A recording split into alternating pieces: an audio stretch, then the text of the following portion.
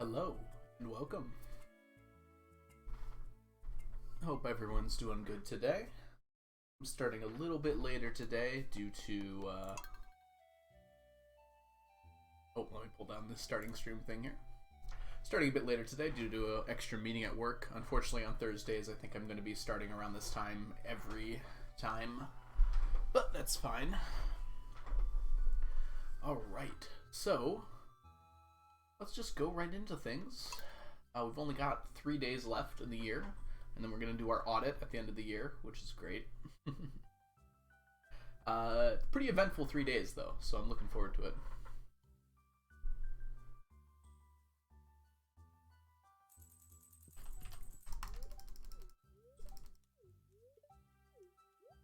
I could never be sick of your salad, Leah. No more than you could.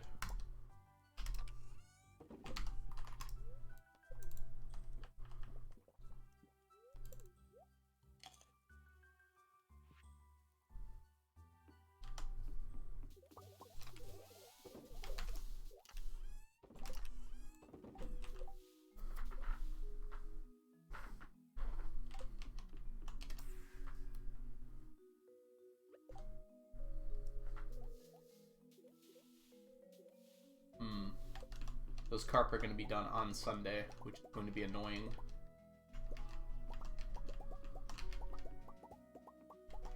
Because that's already a really busy day. But I can probably manage to make it work.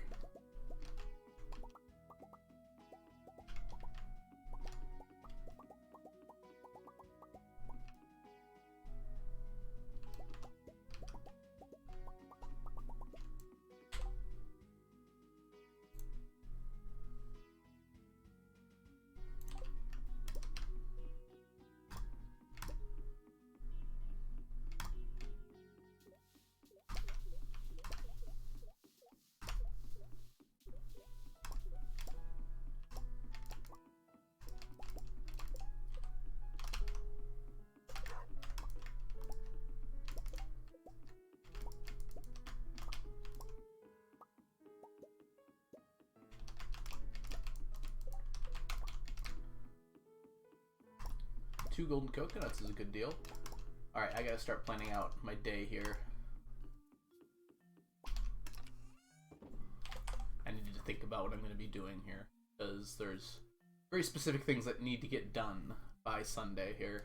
So I have an accurate count of everything on the farm.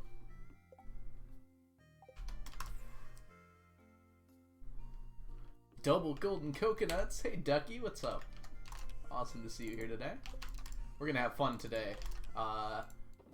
There's gonna be a part of the stream later that I have to open up, let's just say, a lot of treasure troves, artifact troves, they're actually called. And I'm trying to decide what to do for that. I put a little message in Discord. If anyone wants to respond in there and let me know. There are 2 different options that I thought of. So, unfortunately, the game's just going to be sitting there for 40 minutes while I click. But we can have some fun with that still. Alright, Friday. Yes, artifact troves coming up.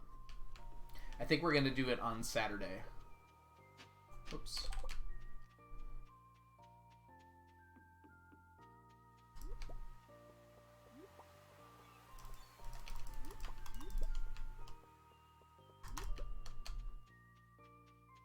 Awkward Squirrel, what's up?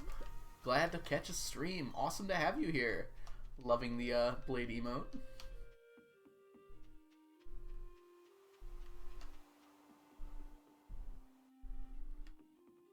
Which I may or may not have stolen for my sub badge. I mean, I use the existing sprite in the game, so. This is pain? What's the problem, Directly?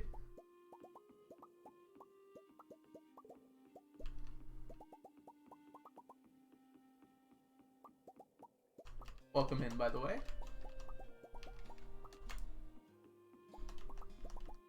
Oh, the challenge. Yes. It certainly has its ups and downs, but for me, it's relaxing. It's just a nice thing to do after work.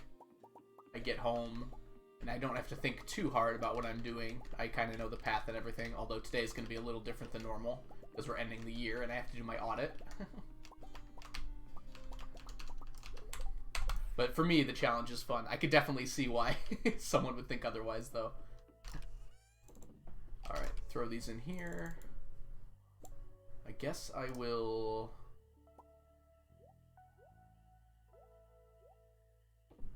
Yeah, I'll bring those to the island.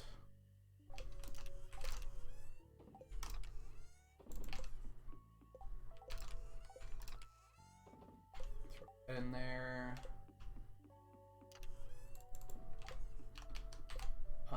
I really don't need this, but I might as well save it.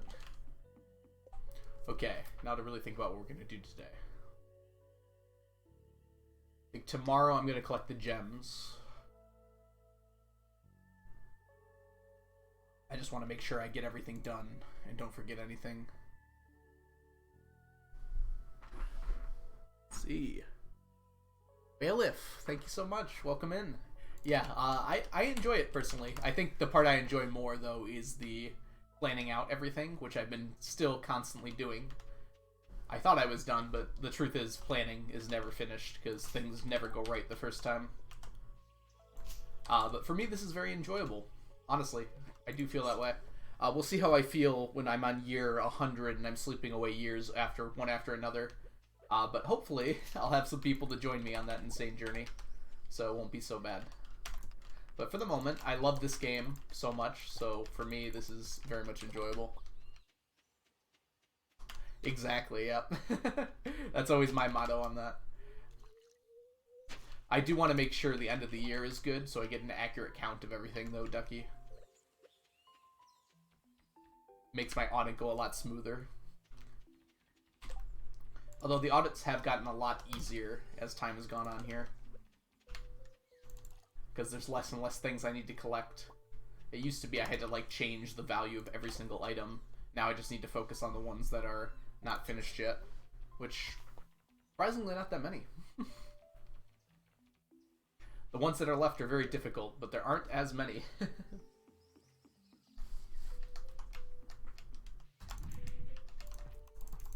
My spreadsheet, well, we'll see what it says after the audit today, but my spreadsheet says right now 82% of total items are completed. But like I said, the easy ones are done now, so we're just going to be moving on to the harder stuff. I mean, we're already on the harder stuff, if I'm being honest. Already did that. So I'm going to throw these in here. Eventually, these are going to be my green items. When my jade runs out, I have to figure out a few more things in here. But we'll get there.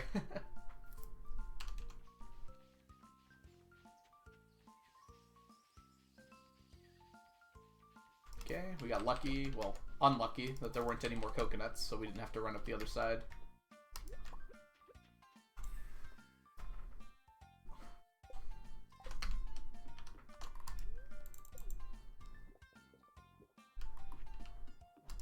Oops. We do have to go to the traveling cart today, but I'm going to stop by all my animals on the way there as well, because it's time to empty all that out. I normally only do it like once per season. Since I have auto petters and auto feeders and auto grabbers, I don't normally have to worry about it. But at the end of the year, I want an accurate count of everything, so let's get all this emptied out.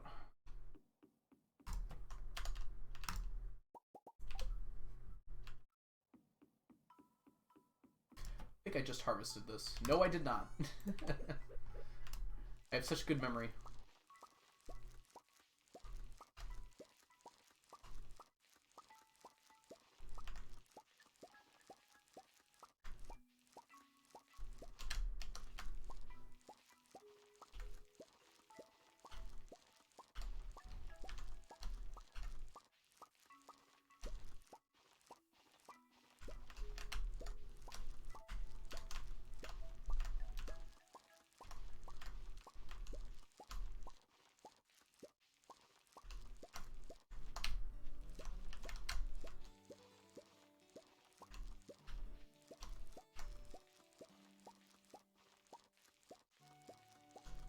I always feel like weird at the end of a year of Stardew.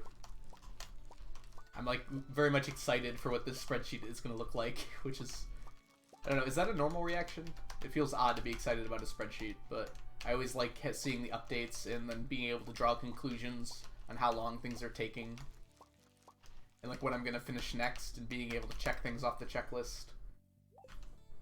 I have just enough for another plant.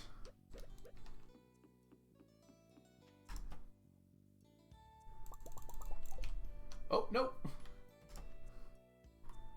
It was too quick.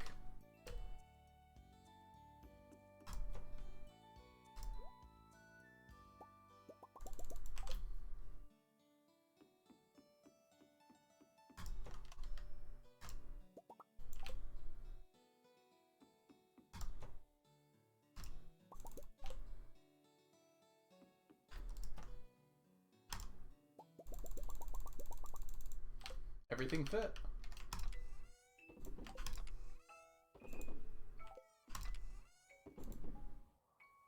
We're getting so close on the ostrich eggs. We might finish next year. I think it'll come up to luck. Although I'm pretty sure we started around 800 this year. Feels pretty close to done, though. Those move so much slower than every other animal product. Alright, friend cart, give me something good. That's good. We take that for sure. I'll take that and that. That's about it, unfortunately. The largemouth bass pond, Ducky, is so I can breed a bunch of them up.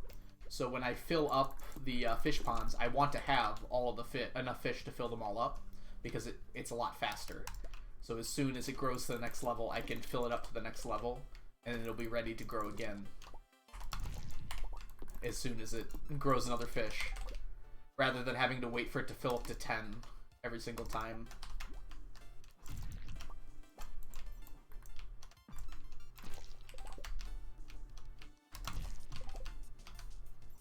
Good slime drops.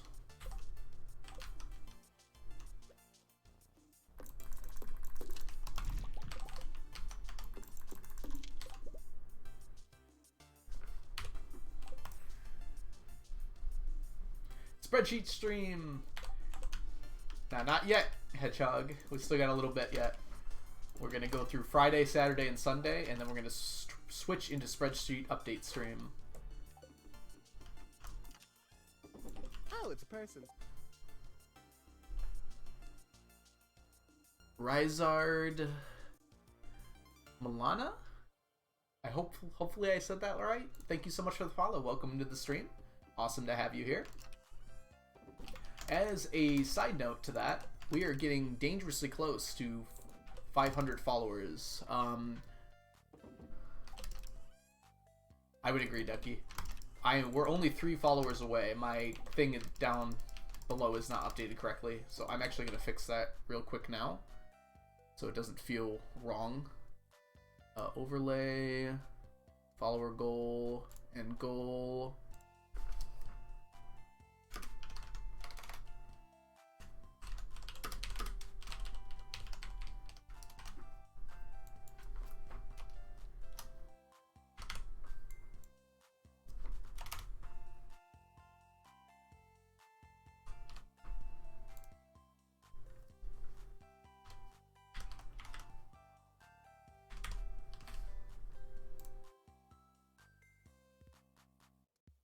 Alright, now it's all fixed up.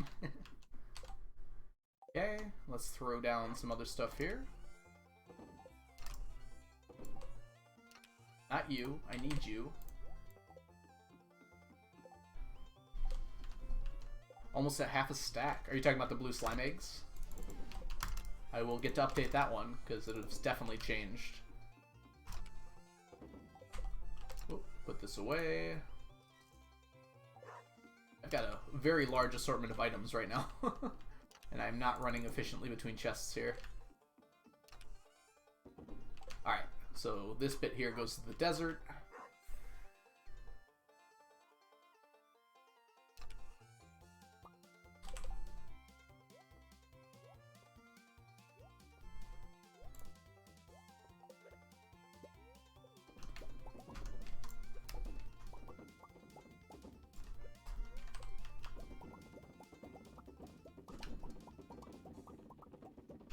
I like to not have any eggs left either on the last day. It just feels better that way. Hello, Mr. Rhythm. Hope things are going well. Just popping in after class. Thanks for stopping by, Spoonie. Awesome to see you again as well. Yep, we're finishing out year 24 today. We're going to hopefully finish strong here. Oop. There are a lot of cactus fruit here. I'd prefer coconuts, but I do want a stack of iridium quality cactus fruit as well. So I already have the stack of regular cactus fruit. But I want my stacks to look pretty, darn it.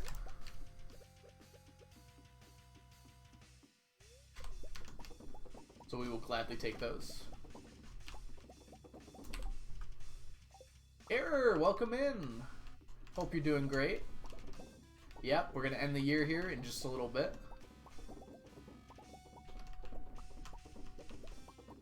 It might be a little longer than you might think with only 3 days left. Unfortunately, there's a bit of a twist to that. 24 out of 1,000 plus. Yep.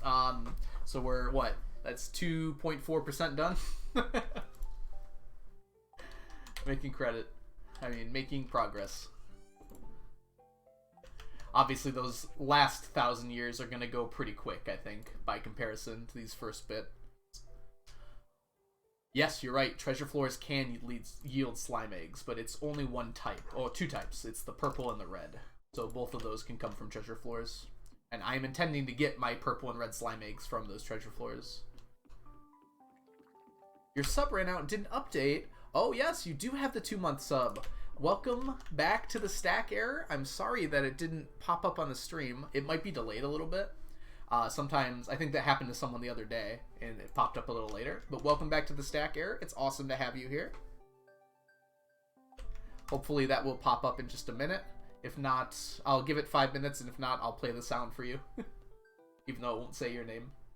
Alright, let's go to the quarry to drop off the starfruit.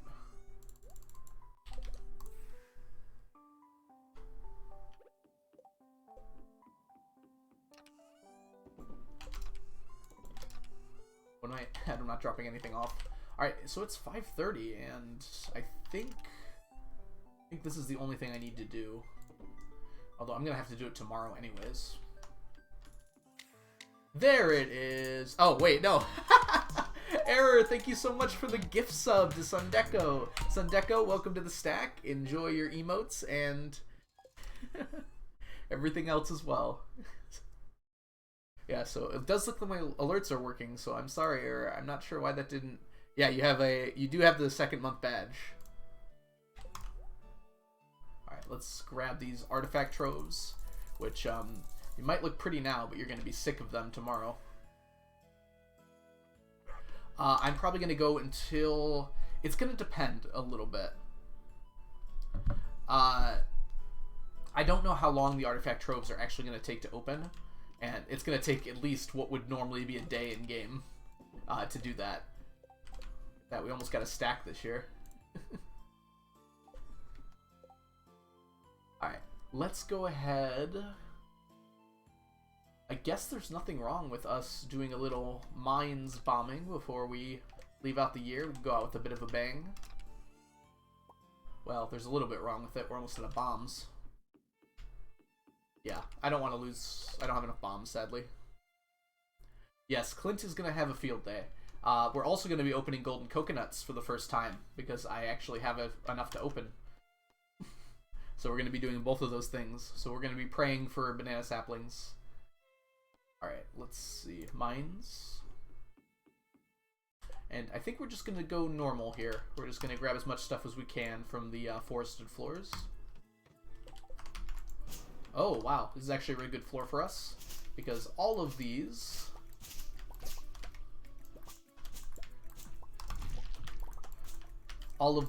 weeds here have a chance of containing a mummified frog, which is a very rare item for us. We need a stack of it. Unfortunately, no luck. Clint's gonna make a lot of money tomorrow. Although I've probably spent more on things like coal and iron and copper from him than I'm going to on geodes. Because the geode opening is so much cheaper. He's also going to be a bit jealous of all the treasure we're going to get, though. Oh, I'm sorry, Error. Well, you probably need to get some sleep. I bet you got work tomorrow, huh? Thanks for stopping by. It was awesome to have you here. Oh, look at that. We got a mummified frog. See you out. 6 hours, yeah. I stayed up late last night, and I regretted it heavily. So please get your sleep. I will pay tribute to you when we're doing our audit here later on. Thank you, Error. Oh, I almost blew up the fiddlehead. Yep, I got a frog. Only, what, like 970 something to go? But I get to add it to my list tomorrow, which is great. As well as these fiddleheads, which is awesome. The save file is kind of old. What year is it in game? It is year 24 in game, so it is very much old. Ooh, animation canceling was failing me there. Yep. So I'm definitely a lot farther than most people get to. Don't blow up the fiddleheads. Yep. Save the fiddleheads. Yep. To blow your mind even more, Ping the King, I'm planning on ending this file in probably around year 1000 and possibly like 1100, depending on how the T-sets go. I haven't done the, well, it's very hard to do the math, but I have not yet done the math on the luck of the T-sets. We managed to get one yesterday, though, so we're on good pace, I guess, would be the best way to put it.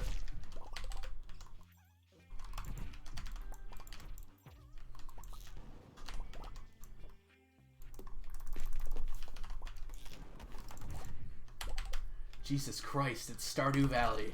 Yes. Luckily, Tillist, we're not going to be playing all of those days. We'll start sleeping years, probably around year 50 or so.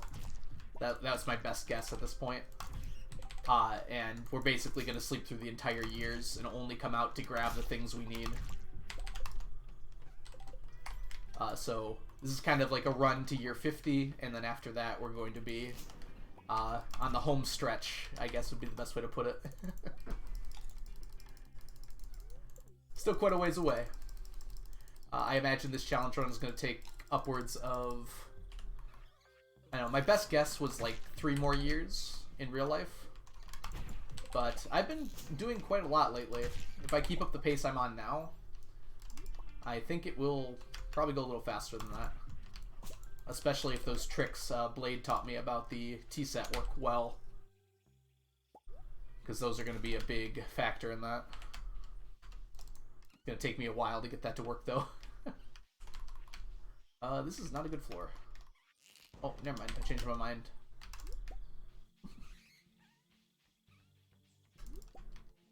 I will not. I believe I will give her presents every once in a while. And do spouses decay by not doing anything? I think you have to be on the island for that.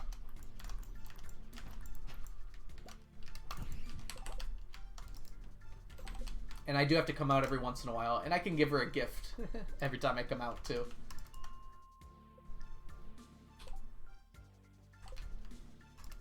Era, you're still here.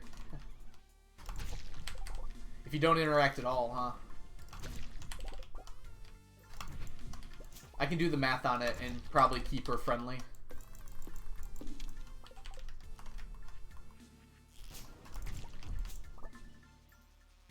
Got a Q gem.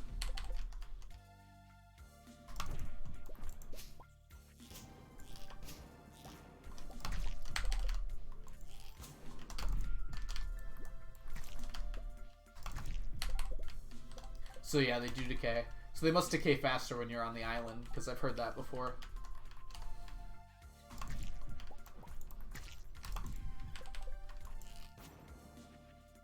Yeah, you're right, Tillis. That'd probably be enough on its own. I usually just give her the things she gives to me back to her. So even doing that a few times a year, even if it's not her birthday, would probably be enough, honestly. Oh, is it like perfectly even, Tillis? Or is it just even enough? Alright, we're going to be heading back in a second, but let's see if we can't get this bat. Hello?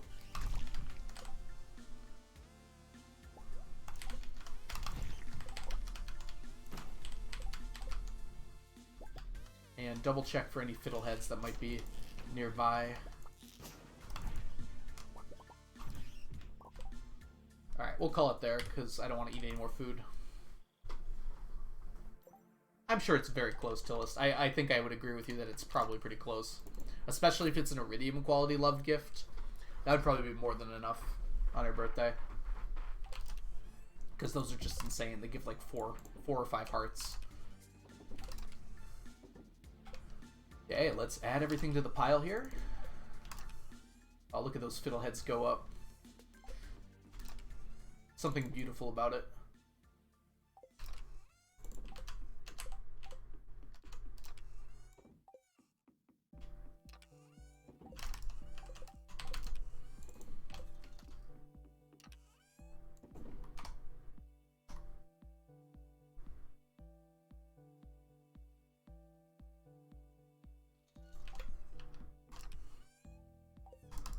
Okay, so tomorrow we are going to be going to Clint's to open, frankly, what is a uncomfortable amount of geodes. So we need to come up with something that we can do during that time. I came up with 2 ideas, but let me go ahead and read these. Let's go to bed first, and I'll read these messages here. Do you think it would have taken you less time if you started with 1.5 instead of an earlier version? I don't know if specifically starting with 1.5 would have taken less time, but I know for a fact that if I had planned this run out from the beginning as perfectly as I have it planned now, it would definitely have taken less time. I imagine I would have the same amount done by, I don't know what's wrong with my word there, probably like year 20. I probably could have shaved 5 years off. First of all, the first 2 years of this run, I was not doing this challenge. This was a casual file. I managed to finish the community center in 2 years. first try.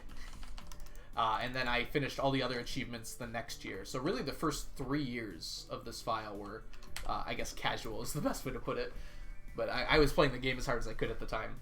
And then the game has changed so much. It's kind of hard to answer that question, Edmatic, but yeah, it would definitely be less time, regardless.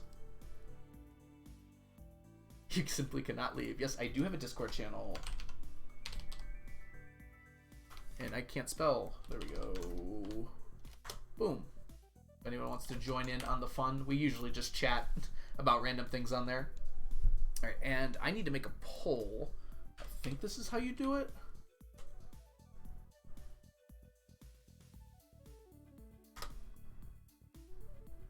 But why is it not working?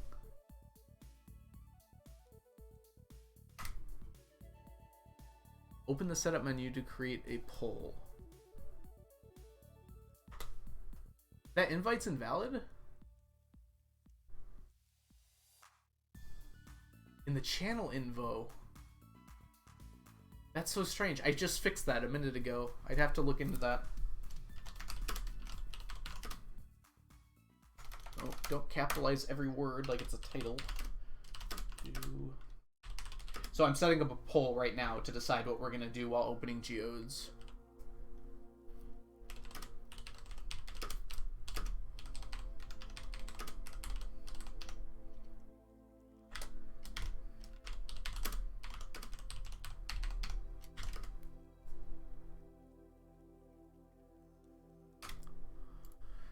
Okay.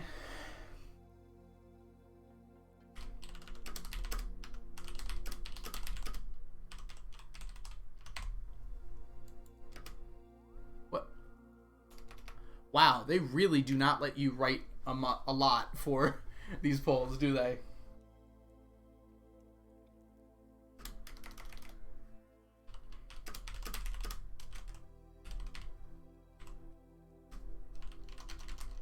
Wow, that's like nothing.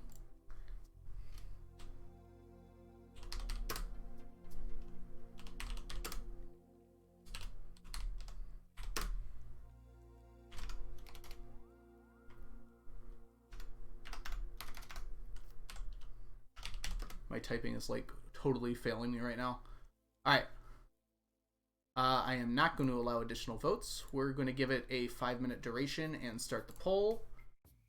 Go. There should be a poll now on your screen. Let me know if it worked. And we're going to do our normal morning things here while we're waiting.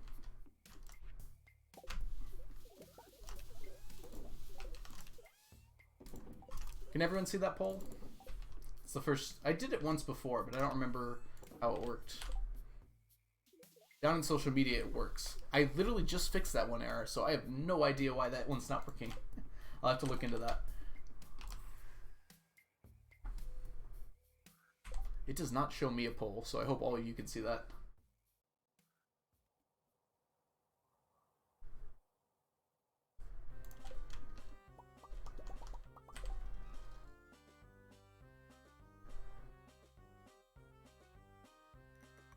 Okay, so you can see the poll, right? Okay, thank you. I don't know why it doesn't show it to me. That's very strange. Alright, so let me explain both options a little bit. So the first one, I tell the story of the universe. So many of you might know I was a physics major in college. I am very much into that sort of space stuff. So I would probably just go on the entire time, as long as I can at least, telling kind of the story of the universe, like how it came to be, how stars formed, how galaxies formed, how our Earth formed, different things along those lines. And the second option, I've been recently re-listening to the Percy Jackson books, where there's like a Sea Monster week or something because they're starting to announce the cast for the show. And I recently re-listened to my favorite scene, favorite chapter, I guess, from those original five books. So I would be just reading that out. I guess dramatically, but more just like a like an audiobook would.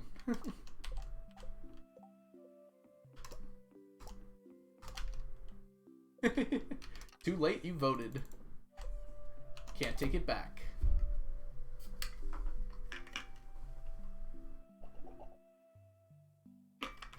Heck.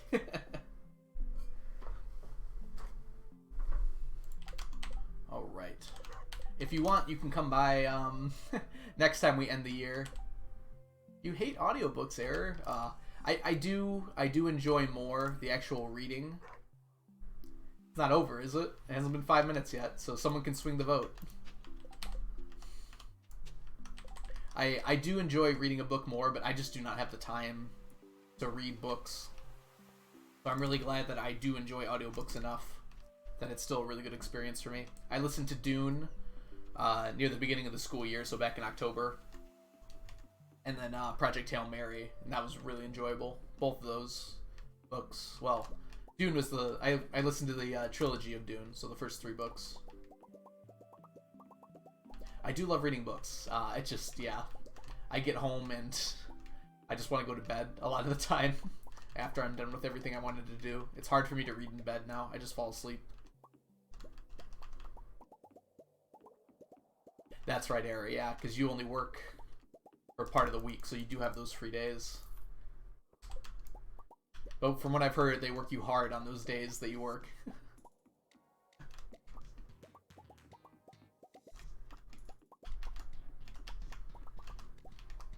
Get some Summit music.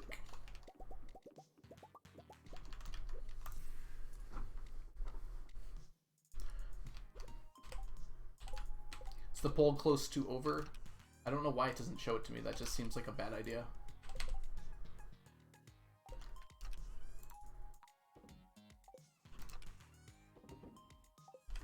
Oh, here it is.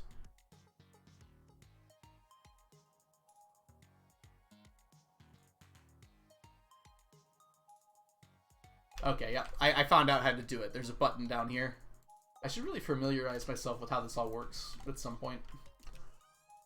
The problem is the timing of my streams. Like, I come home from work and I immediately jump on the stream and don't think about everything I need to do on the stream. And then on days I don't stream, I don't think about it just because I forget.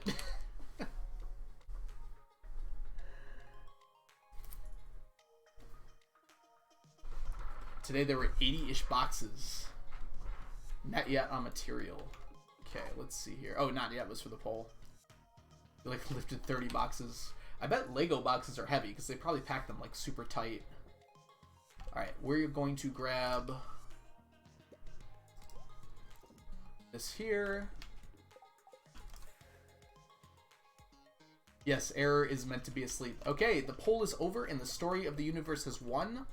It looks like it got a little close there at the end. I think the story of the universe was ahead a little bit more earlier on. But that means when we're opening geodes here, I'm going to do my best to recall everything from the Big Bang to humans.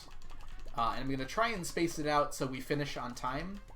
It's going to be a little hard to do that, I think. It's not like I've practiced, so we'll see how it goes.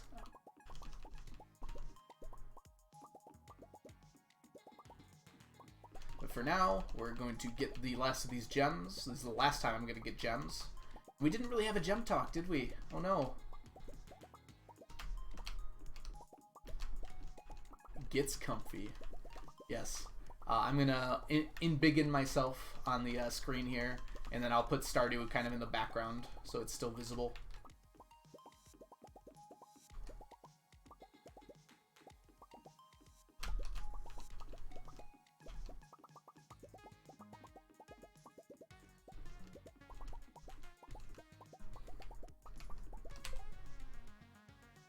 Ooh, we could do that as well, Ducky. That's a good idea. Thank you for that. I'm terrible at coming up with ideas for predictions. So for a prediction, you can only pick between 2 things. So we have to think of something. Yeah, so it is directly even. So I could just pick between 2 different things, you're right. So like treasure chests and pearls. Do we want to do treasure chests and pearls? Does anyone else have any ideas? There's a lot, there's 27 different things that can come out of it.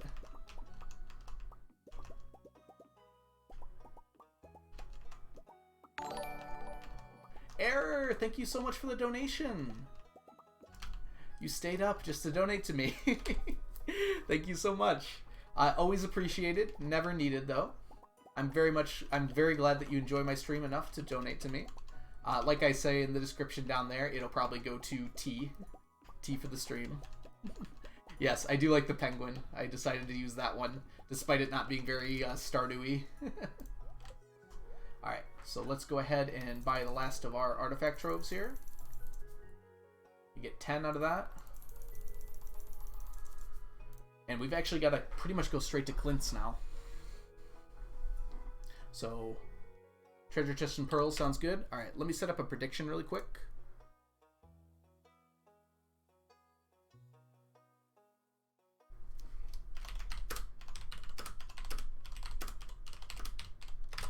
What will we get more of? Treasure chests and pearls. So this one is completely random. So you can just pick the one that you think fits best. And we're going to give it a 2-minute submission time because I'm not going to start right away. So you got 2 minutes to get your money, put your money where your mouth is. Or put your points, I guess. Alright, we got to drop off some stuff because I can't fit everything that's on me here. So I use this chest here for this, even though it's kind of a weird chest. So the only things we actually need on us right now. I'm going to keep my return scepter and my food.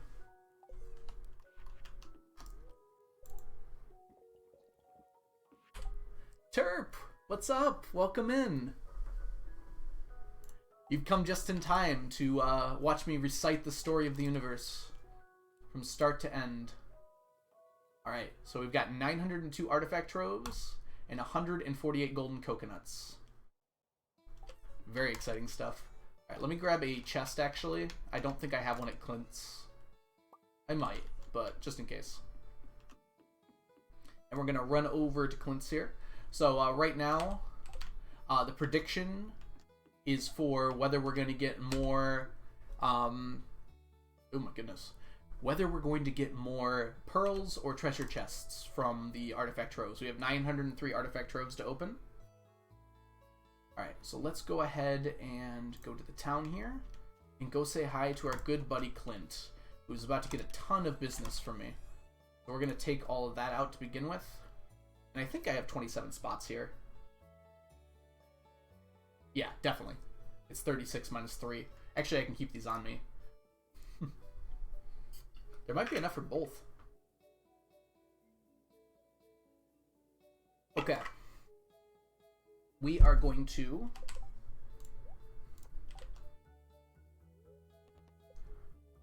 get things ready here. So I need to adjust my screen here. Oh, error. Oh, your donation popped up, error. Did you see it? The penguin popped up and did his little cash flipping. Coconut first, Twin Rose. That's a good idea, actually. You're right. All right, we're going to adjust my my stream here really quickly because it doesn't make a whole lot of sense to to just be staring at the. Close the overlay, please. Close it. Good.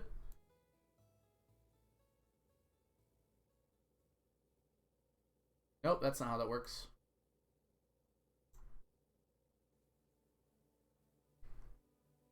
Pearls, please. So we've got some pearls and treasure donates. I want to make sure this is good before I get started on the story here. I think is the timer out for the prediction? It looks like it is. I'm getting very confused by the layers here. Oh, I see what's going on. Okay. We're going to bring my overlay underneath. Oh, that's right. Alright, we are going to leave my overlay up because it doesn't make sense not to. Kind of hard to explain why. Oh no, that's my alerts. Keep that there. This is annoying. Okay.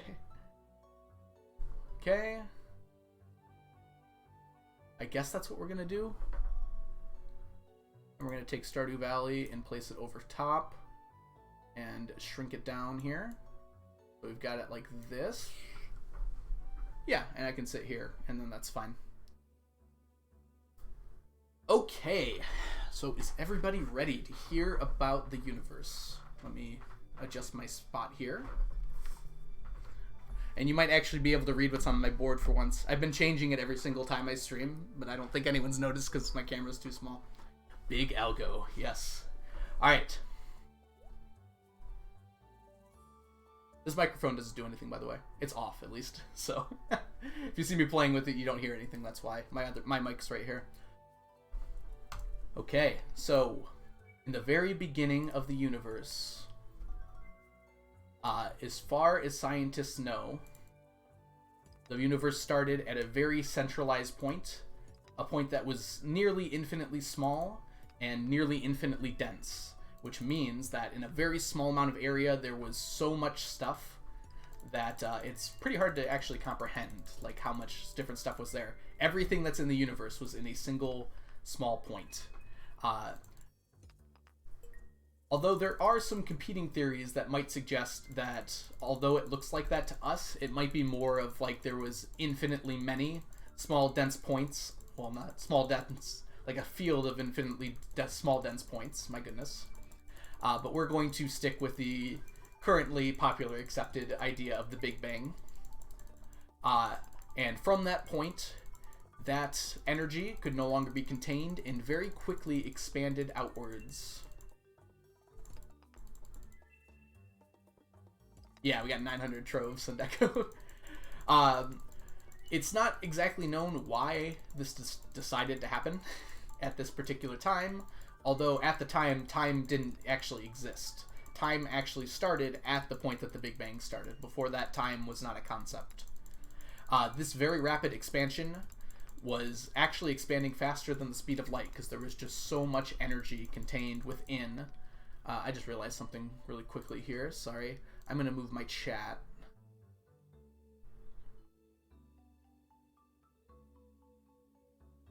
Go over here, just so it doesn't get in the way.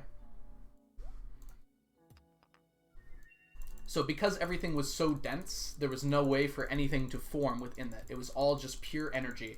Everything in the universe completely shrunk down to the size of, I think it was a little larger than an atom, based on predictions. It all expanded very rapidly due to the fact that there was so much there. It expanded so fast, it actually expanded faster than the speed of light. I have already gotten that. I should not be able to get that again. That is strange. Uh-oh, I might need to get more golden coconuts. That shouldn't happen. Alright, that's not important right now. We'll figure that out later, I guess. Everything was expanding faster than the speed of light. A lot of people are confused how something like that can happen because the speed of light is the universal speed limit, which means nothing should be able to travel faster than the speed of light. Well, conveniently, that's exactly what's happening. Nothing is traveling faster than the speed of light. The expansion of space is not technically the movement of any matter. It is just space itself expanding. And as a result of that, it has no problems disobeying the laws of the speed of light. So it did expand faster than the speed of light for a little bit, at least. It started to slow down pretty quickly after it started, but not before quite a number of things happened within the first, minute or so of the universe. Number one, the fundamental laws of the universe were kind of formed, almost all simultaneously, although slightly apart from one another. Gravity became a thing. The idea that things that took up space would, in fact, also pull on other things that took up space that were nearby.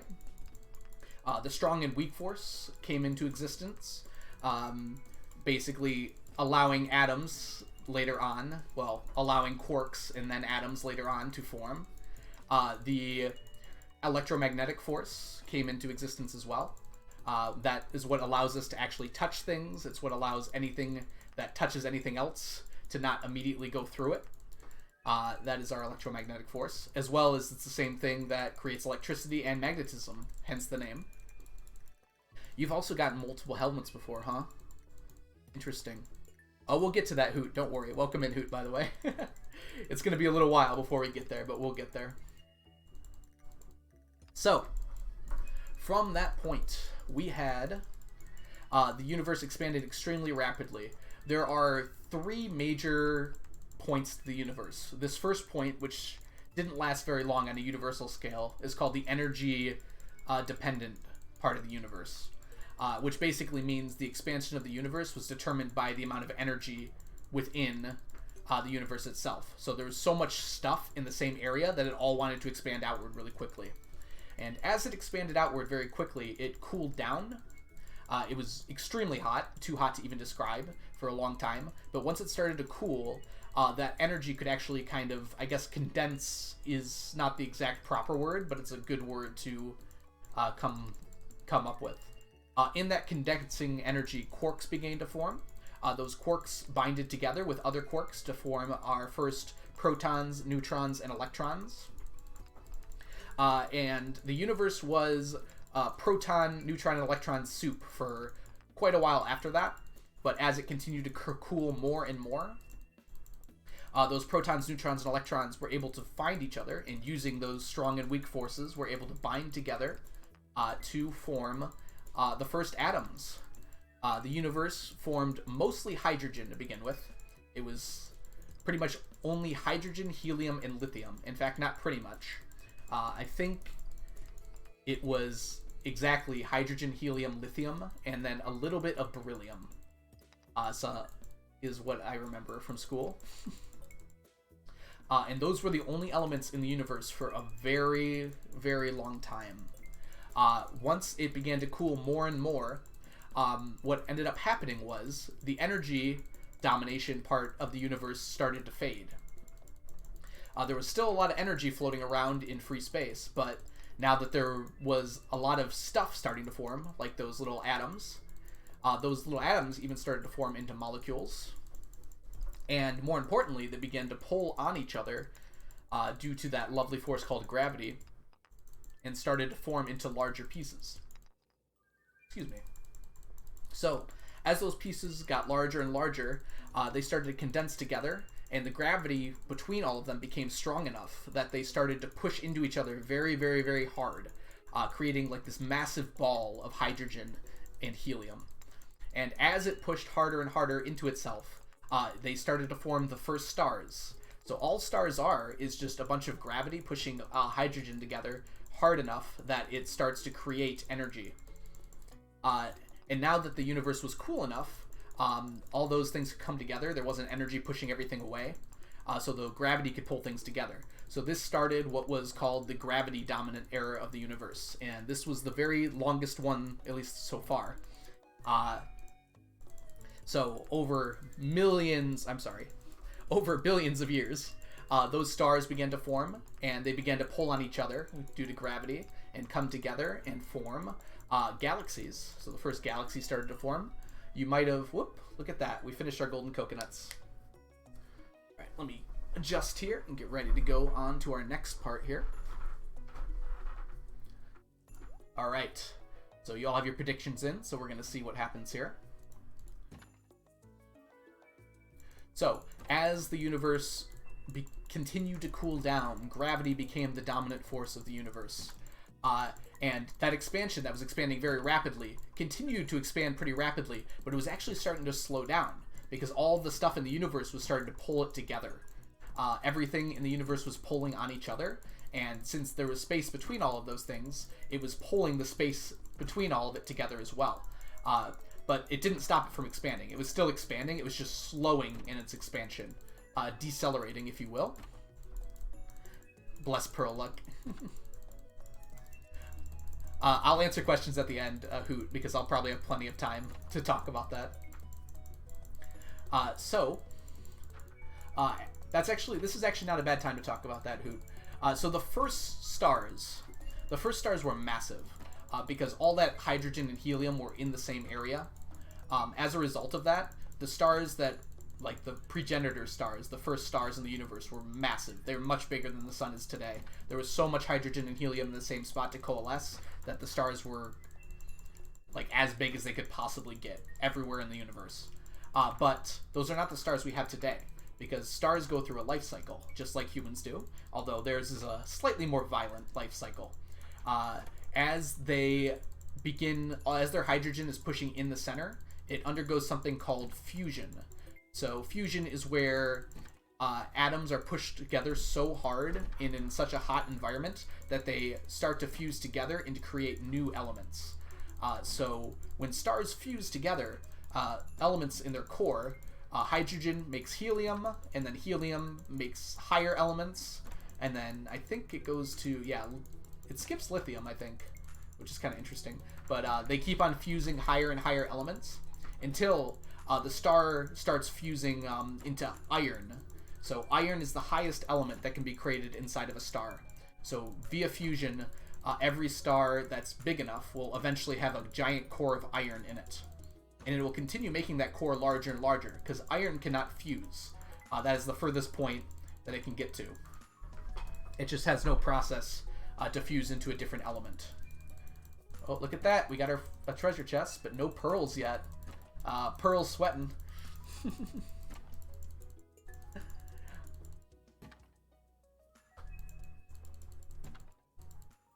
Alright, so let me think here.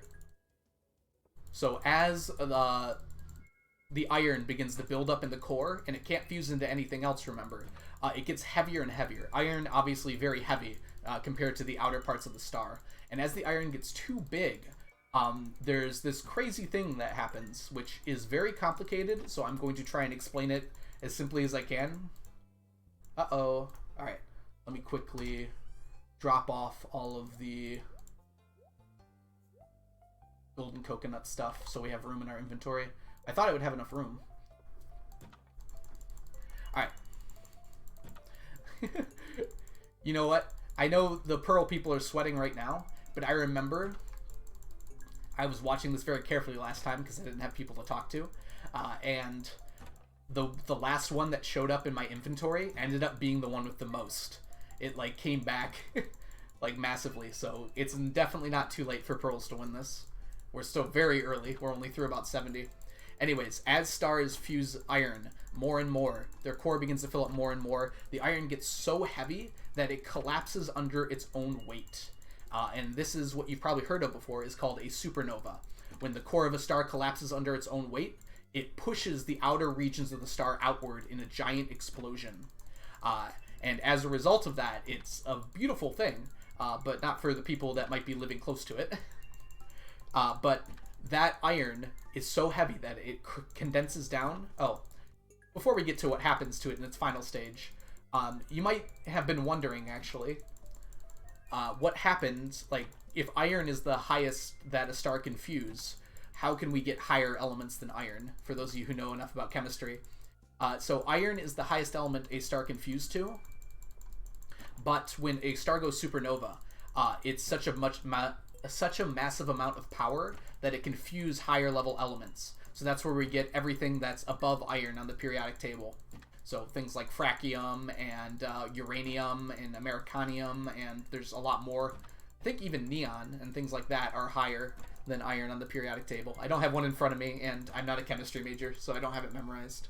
But look at that comeback by Pearls. Oh my goodness. I warned you. Still plenty of time left. So as the star goes supernova, it fuses all those higher level elements. And so basically everything above iron on a periodic table, the reason it's in the universe at all is due to supernova. And fun fact about that, our bodies contain elements that are higher than iron. And as a result of that, you are made from the explosions of supernova. So you're welcome. Thanks, stars, for that. And we'll get to that more as we continue on here. Oh no, there's an ad playing, isn't there?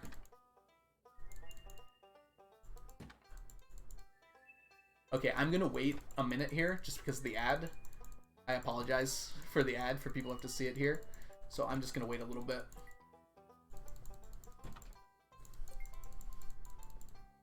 We are better than a basic star, confirmed. Exactly, Ducky.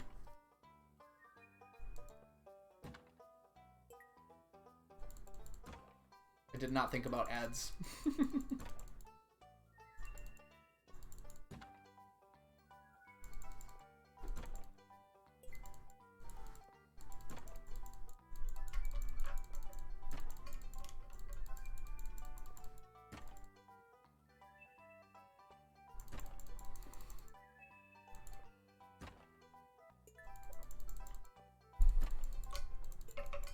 Soy Latte, you're just in time for the story of the universe.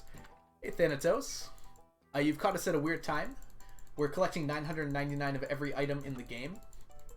That includes artifacts. So right now we're breaking open all of these. And I'm talking about the universe.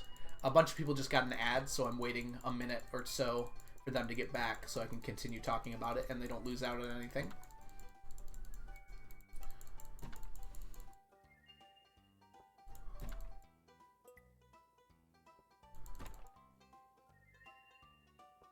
Alright, Spaghetti, are you back, by the way? Welcome to the stream, by the way.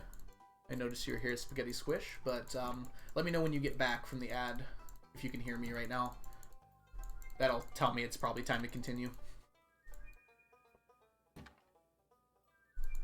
Stop getting treasure troves, please. Oh, were we getting more treasures than twirls?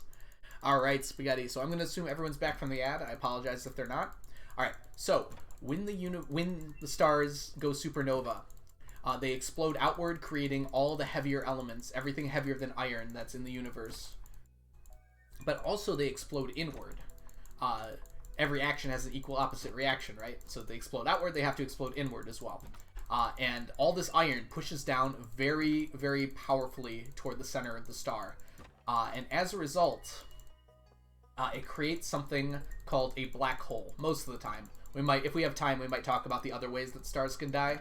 But the very largest stars, when they collapse into a black hole. So a black hole is just a quirk of physics. It's a very interesting phenomenon. Before one was ever known about, or even more recently observed, it was predicted by mathematics, which I just find really interesting.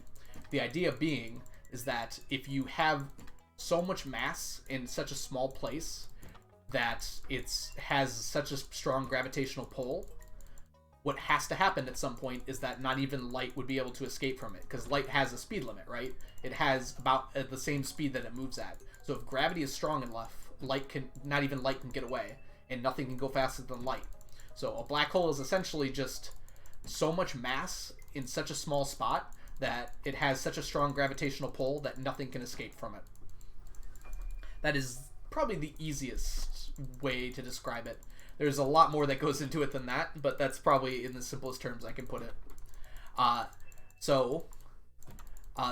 That was what happened to the vast majority of the first stars in the universe. They were massive stars. They collapsed outward and inward into black holes, and then they spread their dust throughout the entire universe because they exploded outward all over the place. And that dust coalesced again into second-generation stars. And this happened again, and I believe our sun is a third-generation star. So that means from the first stars, they exploded, and then the dust from that star coalesced into a bunch of other slightly smaller stars, probably. And then that star exploded, and then that dust coalesced into a whole lot of other stars, including our sun. So our sun is a third-generation star. And now it's time to talk about how solar systems are made. So I've only talked about stars so far, but they're not the only things in the universe that form. So things form around stars. And in fact, in pretty much every single... around every single star, there's usually stuff orbiting it. It's not always like as extravagant as ours, but usually around every star there's stuff orbiting. And I'll explain why in just a second.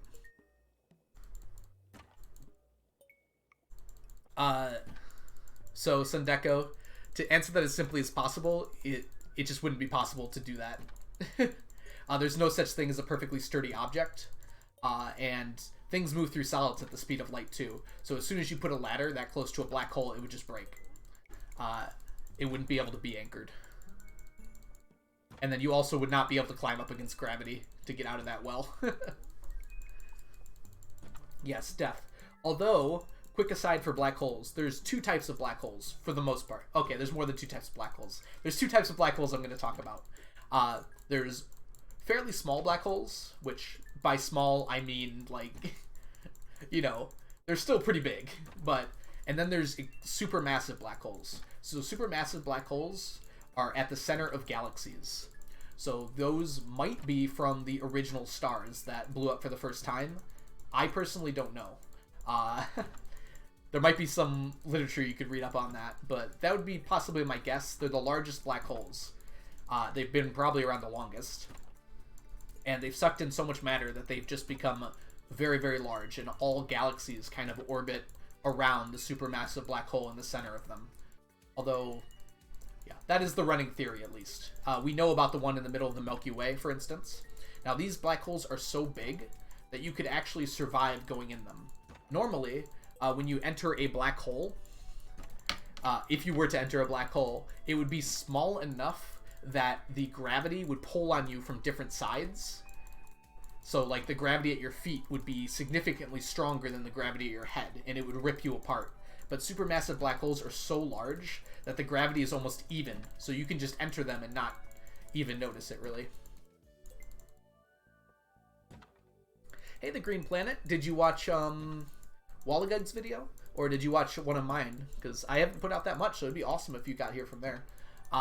Right now we're doing a bit of a weird talking about science and also opening treasure troves. And thank you so much for the follow, the Green Planet. Welcome in.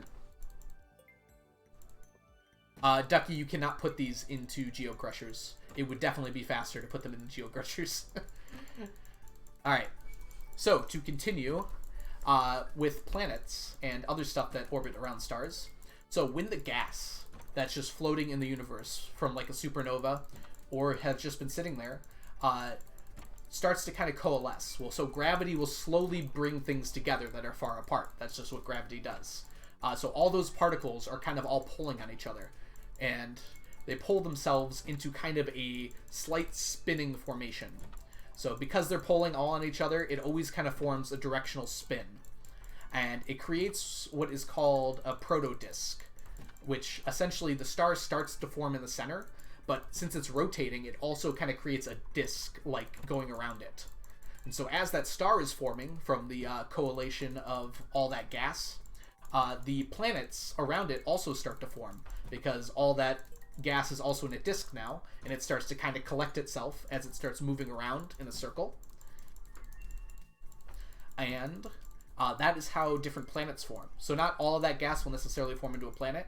Sometimes you have things like Jupiter, which are massive gas giants. And then sometimes you have things like Earth, which are smaller rocky planets. And that's just based on where they collect things. It seems to be, like, as we've looked more and more at different solar systems around the universe, well, around our galaxy, we can't see solar systems in other galaxies, they're too far away. It seems to be that the rocky planets tend to form closer to the star, and then the gassy giants tend to form further away, just like it is in our solar system. And the likely reason for that is that the planets that are closest to the sun, their gas gets taken by the star. That's my best guess, at least. I assume I read that at some point. I can't remember. Treasure chest just pulled ahead, by the way. We were all just a bunch of dust once. That's correct, Hoot. Yeah. But thinking about it as dust probably isn't the right word. Now thinking about it as stardust, that's awesome. We're all made of stardust. Alright. So that's how stars form, that's how solar systems form, and planets form. Ooh, where to go from here?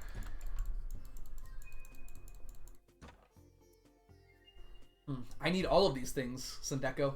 All of these lovely artifacts. I need a full stack of all of them. So I need 27 stacks of artifact troves.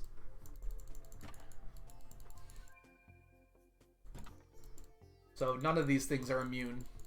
I need all of them. Pretty close to an equal amounts. Technically, I need more dwarf computers or dwarf gadgets, but I found a way to do that. 135k omnis. Yep, you can see that on my sheet, actually. So if you go to the spreadsheet, it says how many omni geodes I still need. Although I'm going to be updating it pretty soon here. Okay. So, we do have some extra time here, because that did not take as long as I thought it would. And I guess we're not quite done yet. So I'll give us a choice here in chat. Let me know if you want me to go into Earth's history next, or do you want me to talk about other types of stars and other types of star deaths. So unfortunately I don't have like a poll, and I'm not going to be able to make one easily right now. So just type in chat what you think. Would you like to see the life cycle of stars or the life cycle of a planet?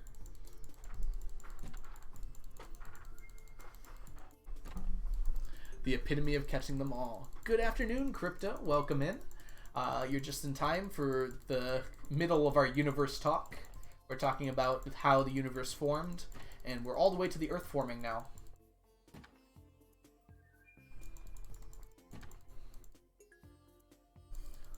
Quasars, pulsars, and neutron stars. Okay, I can definitely talk about that. Ooh, that's a good one. So I think we'll talk about that sort of thing in general. The Green Planet. Welcome to the stack. So awesome to have you here. I'm glad that you're enjoying the stream well enough to subscribe. Enjoy your emotes and sub badge, and welcome in. Okay. So Sundeko asked first about quasars, pulsars, and neutron stars. So let's talk about that. So I kind of glanced over what happens to a star when it dies. I basically said like it turns into a black hole because it collapses on itself. So there's a few different ways a star can die, and it depends on how big the star is. So those first generation stars were massive, so they pretty much all collapsed into black holes. But nowadays we have stars of all different sizes, kind of answering your question a little bit, Soy Latte.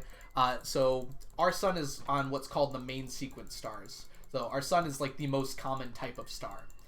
So there's a bunch of stars that are about the size of our sun that go through a life cycle that basically goes like this. They're born in the method that I described earlier. They are what is called a yellow star or a yellow dwarf. I don't remember exactly the name for it. But as they age, they are burning all the hydrogen. And once they start to run out of hydrogen, they have to start burning helium. This happens after about 5 billion years. Yeah, big numbers in astronomy, unfortunately. So after about 5 billion years or so, stars like our sun run out of hydrogen to burn. So they start burning, or fusing is probably the correct term, helium. When they start fusing helium, there's a big change that happens.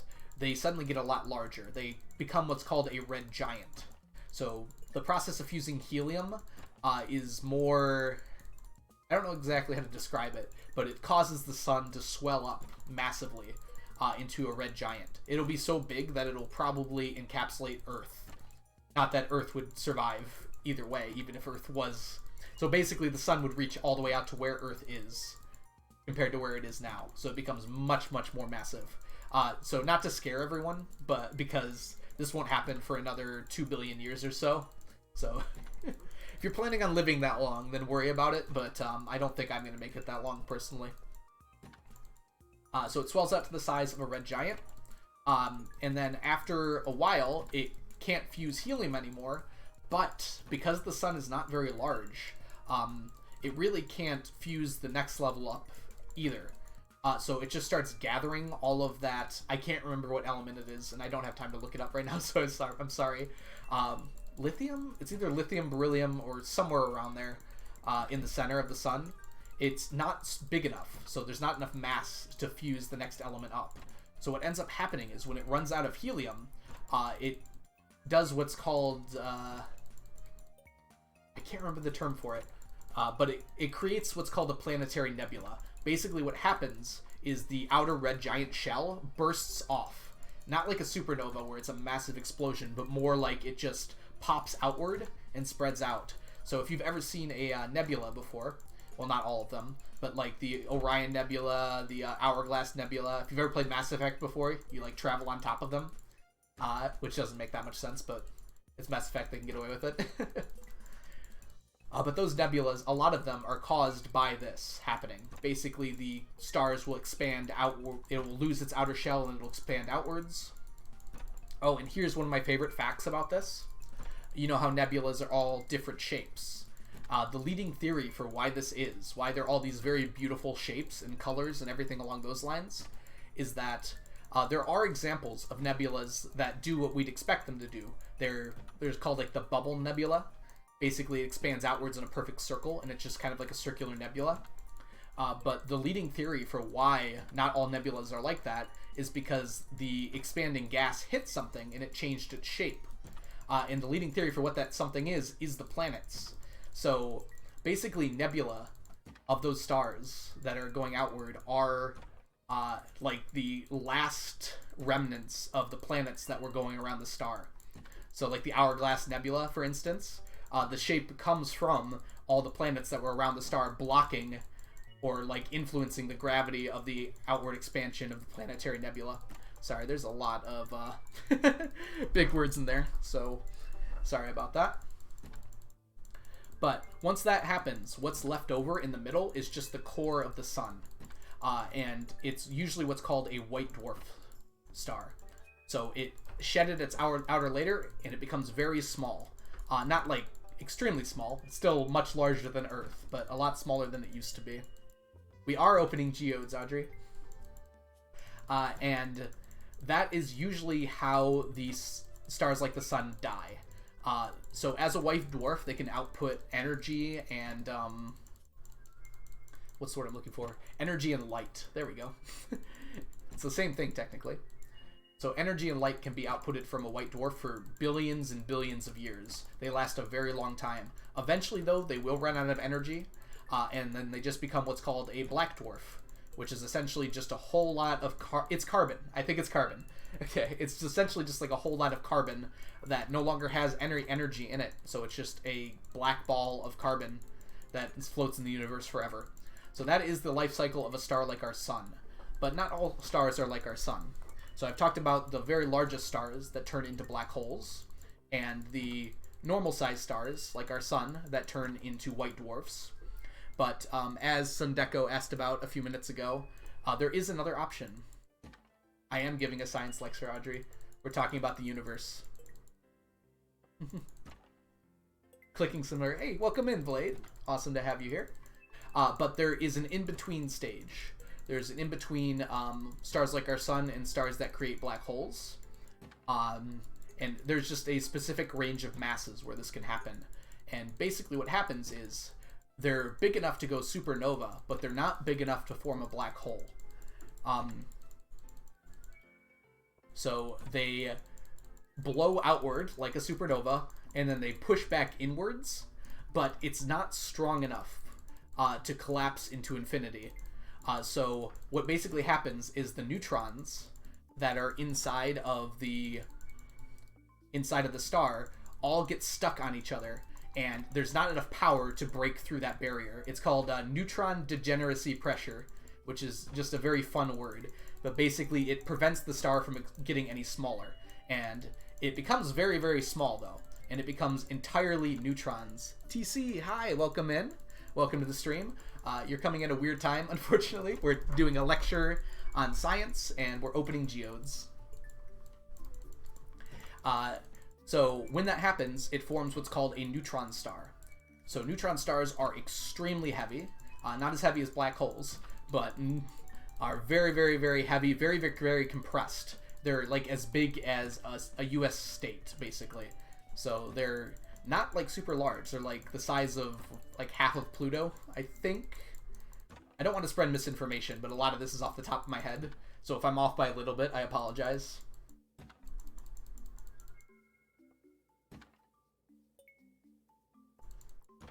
Sort of in between. Like an Alabama size, we'll say.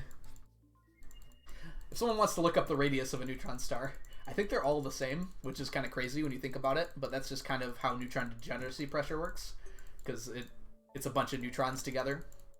I always hear the thing like a spoonful of a neutron star would weigh more than a city, just because it's so compressed, and it's all neutrons.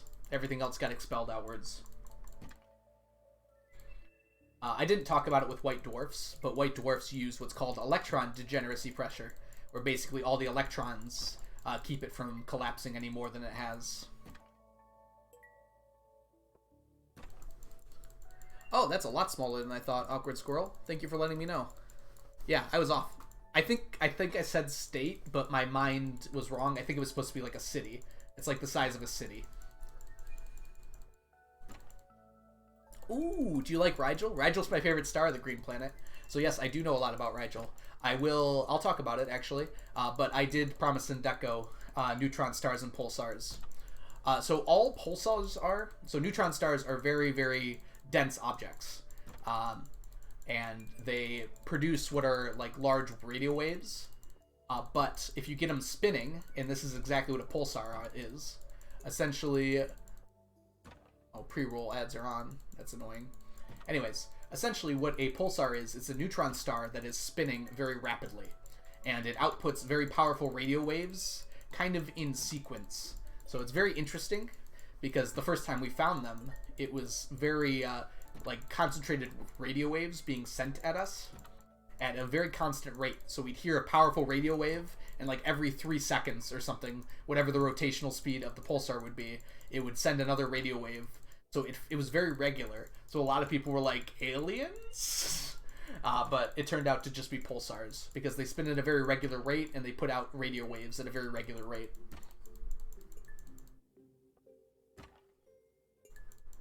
Betelgeuse is also a very good star. Rigel's just so pretty. It's very obviously blue, which is very hard to tell with a lot of other stars. It's also very easy to find, because it's Orion's right leg. From our perspective, it would technically be Orion's left leg from Orion's perspective. Yeah. So not aliens yet, unfortunately, Spoonie. So that's the difference between a neutron star and a pulsar. A quasar is very different. Quasars are galaxies. Very old galaxies. I don't think quasars exist anymore, because they're galaxies that are basically being formed. And what's happening is everything's going into that black hole in the center of the galaxy I talked about, but it's not going in perfectly, so it's kind of shooting out the energy up and down from it. I don't know that much about quasars, but I think that's correct. Like I said, I don't think they're around anymore, because it was really when galaxies were first forming, once galaxies were kind of stabilized. Yeah, the interesting thing about the night sky and astronomy in general, and I probably should have explained this earlier, but we'll go for it right now, is that when you're looking out into the night sky, you're actually looking into the past. Like I said earlier, light has a speed limit, so if you're looking at a star that's 24 light years away, you're looking at a star as it was 24 years ago, because it takes the light 24 years to get to us in order for us to observe it. So the whole reason we're able to know about the beginning of the universe, like the Big Bang and all those things, is we can look at the light that's coming from all the way back there and interpret what happened based on the light we're seeing. And the James Webb Space Telescope is actually going to help a lot with that, because it's going to be a very more powerful optical device. It's going to allow us to see even further into the past. Orion's left leg is the name of my new grunge band, or garage noise electronic band, excuse me. Very different. Okay, let's see. Awkward Squirrel asked about... Oh no, you brought up your poem. I think I have seen this one before.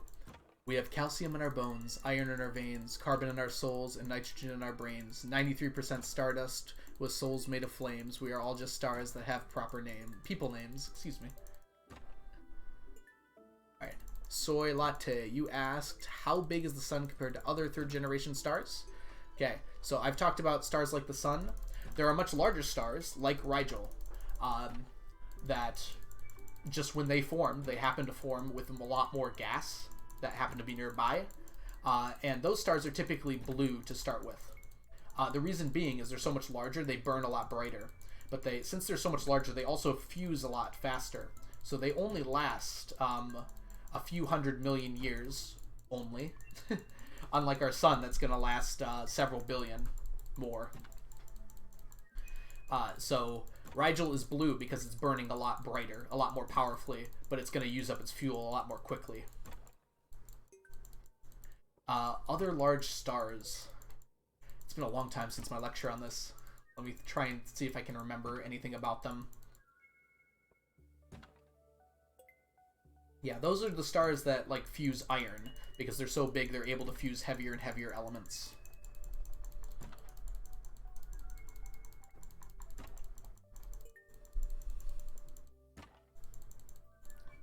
Okay, does anybody else have any questions?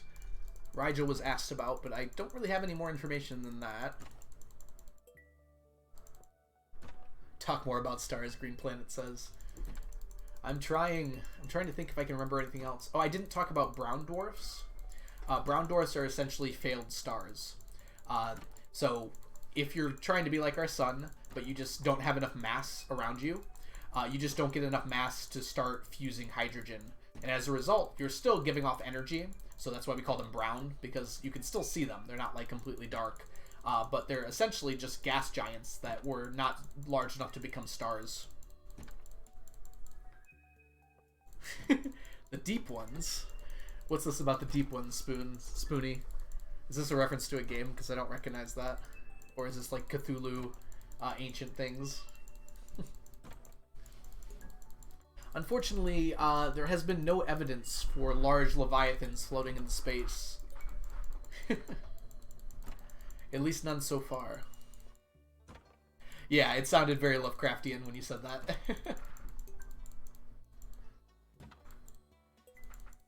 Okay.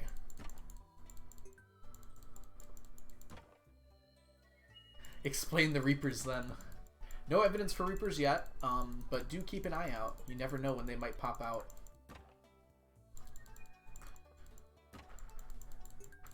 Okay, so on a 3rd generation star, not very far from here, 8 light minutes away in fact, a small rocky planet developed around this star.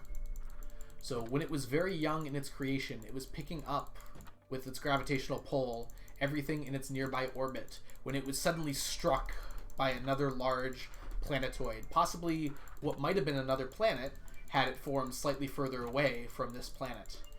When it was struck, a large part of it came off and started orbiting around it. This later became its very large moon, which no other planet in our solar system has a moon quite as large compared to its planet as Earth does. Well, no, I was right. No other planet. Sorry, Pluto. So it is a rarity. So I am talking about Earth. I figured that was obvious at this point. After millions of years of formation, the Earth began to cool. The outer crust of the Earth, now being exposed to space, and the atmosphere that was now forming around it, began to cool enough that liquid water was able to form on it. From that liquid water, the crust was formed into both continents and oceanic areas. Sad noises from Pluto. I apologize to Pluto. It didn't deserve to be demoted, but it did happen, so.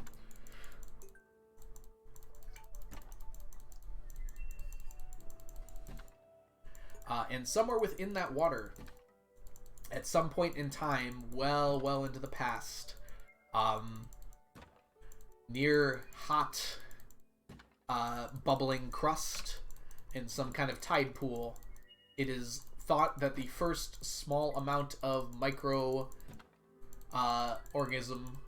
smallest microorganisms formed. The first ones that could probably not think for themselves, but could move on their own to attempt to get resources and food, and more importantly, attempt to survive. Those organisms eventually learned better and better ways to get the food and proteins and things that they needed, mostly energy from the sun. They learned how to reproduce. Learned is probably the wrong word here. And over the next billion years, I think that number's right. At least over the next probably a few billion years, actually, now that I'm thinking about it. Life developed into what it is now. And the surface of our planet has been completely shaped by the life that's on it. And in addition to the systems that move water and wind around. And I think I am pretty close to out of things to talk about here. Does anyone have any questions about space? Please help me. I'll gladly answer questions now. I'm just trying to think of like anything else to talk about here. I think I was able to answer the other questions I've gotten so far.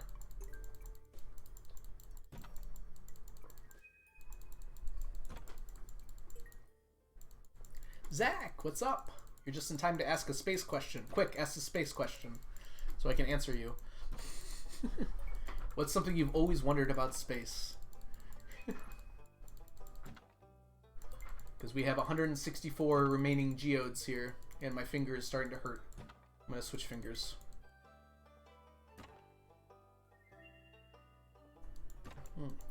Alright, Crypto. So why does time move backwards the further out into space that we observe? So it's not necessarily that it moves backwards. So light has a speed limit.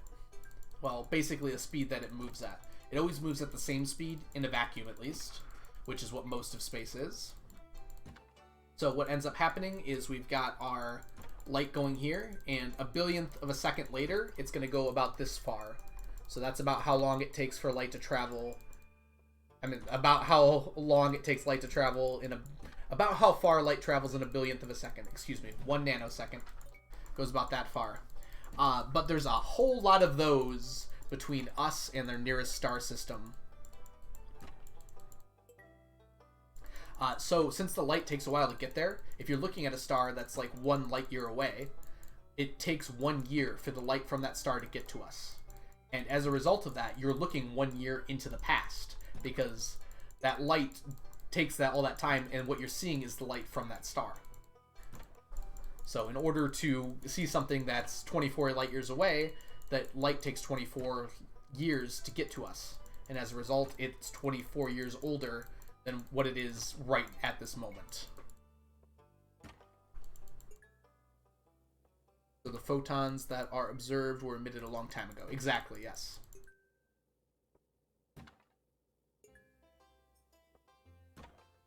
Let's go in order here.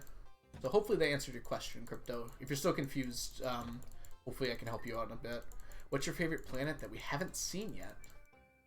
The only planet I know that we haven't seen yet is Planet 9, assuming it exists. So I guess that would be my favorite one. I would also be down to hear more about the history of Earth. I don't know if I can recite that from memory, Spaghetti. That's the problem. I kind of was fumbling a bit when talking about it.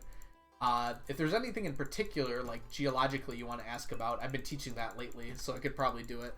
But I know so much about space that I can just spout it off whenever. Yes, Twin Rose, I have seen that video, and it's an incredible video. I still prefer the entire history of Japan, but the entire world is also a very good one. Let's see here. What do you think about the multiverse theory? I honestly don't think that much about the multiverse theory, the green planet. It could be true, it could not be true, but that's kind of beyond the realm of science. There's no real way to prove that it could exist. It's more of a philosophical question. It's certainly possible, but if science can't prove it, there's... Like, it's fun to think about. It's like a nice, fun thought experiment, which is perfect for philosophy, but in terms of science is kind of useless, unfortunately.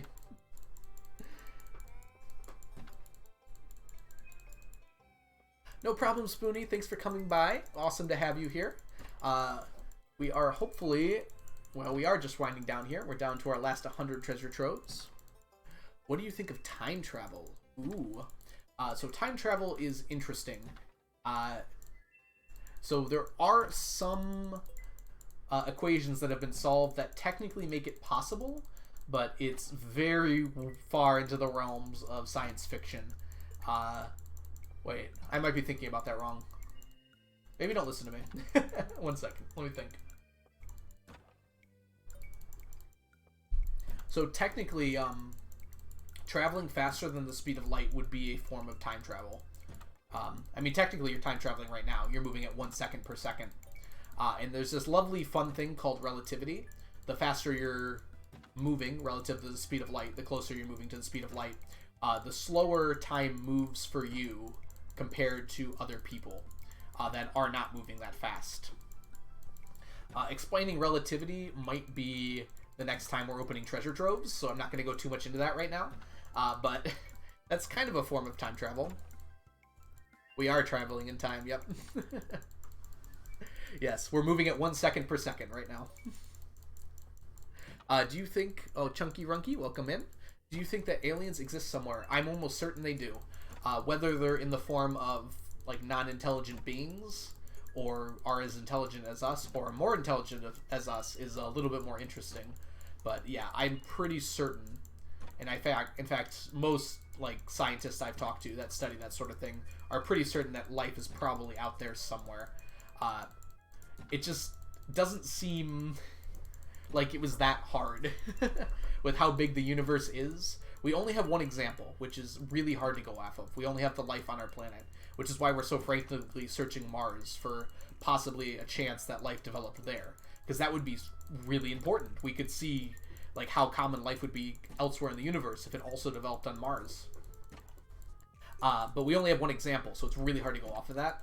But the universe is so big, it's exceedingly unlikely to me that there wouldn't be life of some kind anywhere else.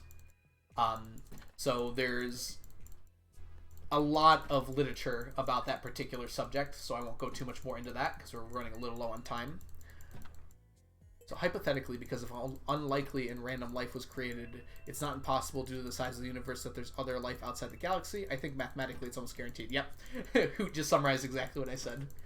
I had the idea of writing a book about time travel a long time ago, but I was too lazy to actually start implementing the ideas text until a few weeks ago. So the fun thing about time travel when you're writing fiction is you get to decide how it works.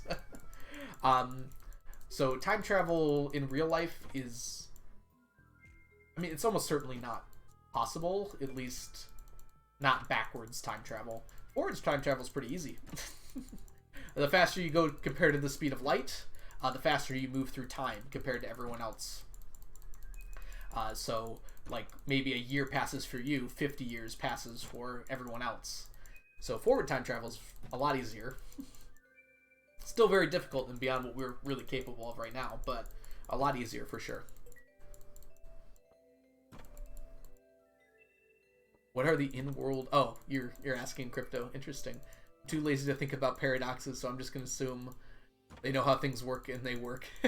Perfect, Sundeko. That's probably the best way to do time travel, because there is really no explanation that's going to make people satisfied. Usually the best explanation is, it's magic, yo. There is one multiverse theory I like, and it's basically that there are slices of each one representing a universe, and those slices are 3D, and you find them in a 4-dimensional universe. I have seen something at least similar to that, Zach. I'm not sure if it was the same one.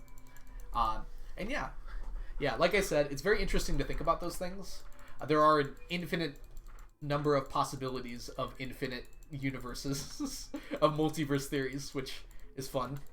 A fun word to think around, but looking like we're heading on down, and I unfortunately feel a little bit bad for the pearls. I don't think they can possibly catch up now. Treasure Trust just went on a tear, and pearls kind of got screwed a little bit. I think they're the lowest number. Oh no, tools are lower. Boom! We did it!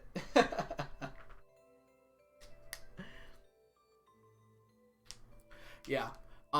If our current theories of science are correct, Chunky, if you were to enter a black hole, you'd watch the entire universe, like, come to an end on the other side. I don't know. It's very interesting, because you're moving so close to something so massive that relativity would be super powerful for you, and as a result, so much time would, like, instantaneously pass. Alright, we're going to go drop all of this off really quick. Ooh, big numbers. And then we're going to go back to grab the golden coconut stuff. Oh, I should probably fix this. Hold on one second.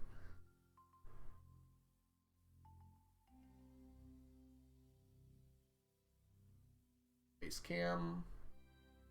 I'm small again.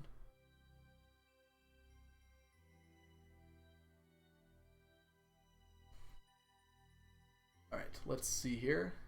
Oh, I didn't talk about the end of the universe, Crypto. I'm so sorry. We might have to get to that at a later date, huh? It's here. And we need our Stardew Valley. Just going to go under my face cam.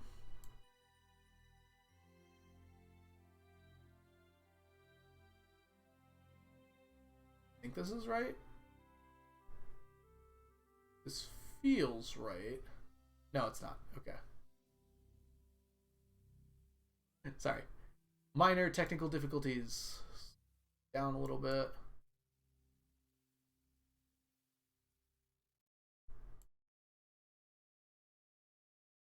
Oh, the overlay is... No, the overlay looks right. Yeah, I kept it up. That's right. Okay, I think we're good. Alright, let's see if I can catch up with questions really quickly by rapid firing them. You can move at the speed of light. Are you getting older faster or slower? You're getting older slower compared to people on Earth. But it's all relative, right? You're getting old at the same speed as someone who's right next to you. But you're getting older a lot slower compared to someone on Earth. So more time will pass on Earth than it will in your very quick spaceship. Okay. Oh, final chest versus pearls count. Yep. The winner was treasure chests. And I didn't look at the VOD, but I think it was like 34 to 27. So treasure chest was the winner. So congrats to everyone who picked treasure chests. You win!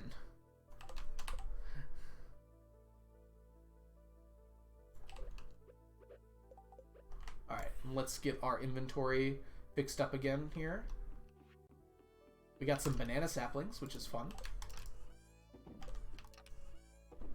But I should probably put them where they're supposed to go. 29? That's pretty.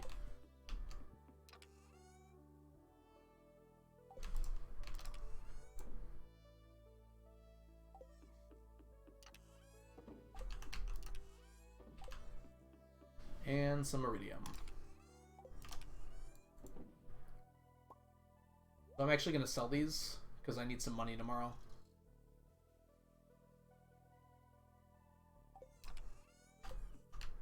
Do have some diamonds too. I got enough diamonds. We'll just do that. Okay, let's collect all of our things and organize our inventory.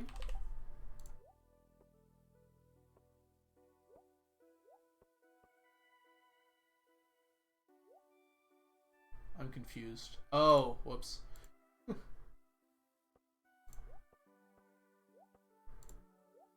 There we go. These are not correct. Okay. This, I think? Yeah, that's probably right. Alright.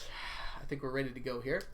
Difference between a neutron star and a black hole. So I think you missed that explanation, Zach. But basically, it depends on how big the star is. If the star is large enough, then when it goes supernova, nothing can stop the collapse into a black hole. But if it is not quite that big, but still pretty big, so larger than our sun, it can collapse. But the amount of all the neutrons will resist being crushed down into nothing, and it becomes a neutron star. That's probably the easiest explanation, quick explanation I can get there. What's more likely? Heat death. Yeah, I didn't talk about this, Crypto. And I'm kind of sorry about that, because it's very interesting. Heat death is by far the leading theory right now. Hello? Interesting. Thought I had more than that. Anyways. I got really confused there for a second. Does this emote looks like he's on something? Yeah, I think so. Is the origin of black hole normal physics or quantum physics? It's definitely not quantum, because we have zero idea how gravity reacts on a quantum level. That's one of the big issues in physics right now. It's not really normal physics either. It's like super massive physics, or I guess you'd call it Einsteinian physics.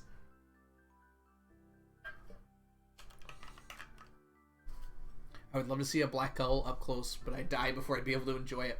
Like I said, the Green Planet, there are black holes that you can go into and not die. Supermassive black holes will not kill you if you go into them. Well, they might after you go in them. The gravity won't kill you, at least.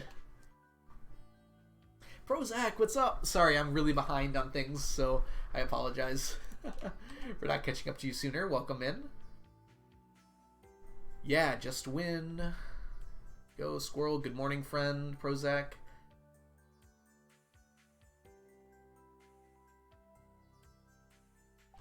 If hat stacked, I probably would have to exclude them, Squirrel. There's just, like, the living hat would ruin my life. I would not be able to do that. There's a few hats I could probably do easily, but the living hat would be enough right there. You know, Twin Rose? I've told myself I'm going to do that for, like, the last 3 years in this game, and I've just not picked up a drawer. So Sundeko, you wouldn't necessarily experience that much acceleration. So with supermassive black holes, the gravity at the surface isn't actually, well, the surface, the event horizon isn't so strong that it would instantly accelerate you. Now, what I'm saying is you could pass through the event horizon without dying. If you got close to the singularity, yes, you would definitely die. 999 living hats. Yes, Prozac. I would give up. I would change the rules of the challenge. Luckily, it's my challenge, so I can do that. Let's see where we're going here. I spent so long doing those treasure troves that I totally forgot what I've done so far today. I don't think I've gone to the island yet, though.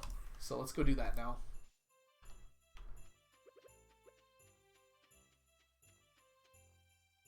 Space is very cool, Chunky. That's the whole reason I got interested in physics. Petition to get this on the leaderboards. I don't have a timer, Sundeko, so it wouldn't count. There's no timing there. Alright, let's go to the dig site. Imagine having to make the speedrun mods watch the entire run to look for cheating.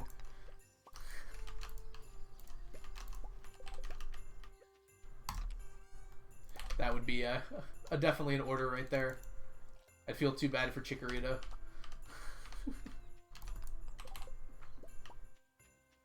Is dark matter real? Dark matter is absolutely real.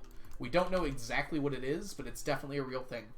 That, again, is an entire lecture by itself, but we do have some pretty compelling evidence that there is something to dark matter, for sure. Hello, welcome in. So the 999 challenge, we're collecting 999 of every item in the game that stacks. So anything that stacks together. So we collect 999 coal, but we would not collect 999 return scepters because it doesn't stack with itself. Coal not being a great example because quite easy to get 999 coal.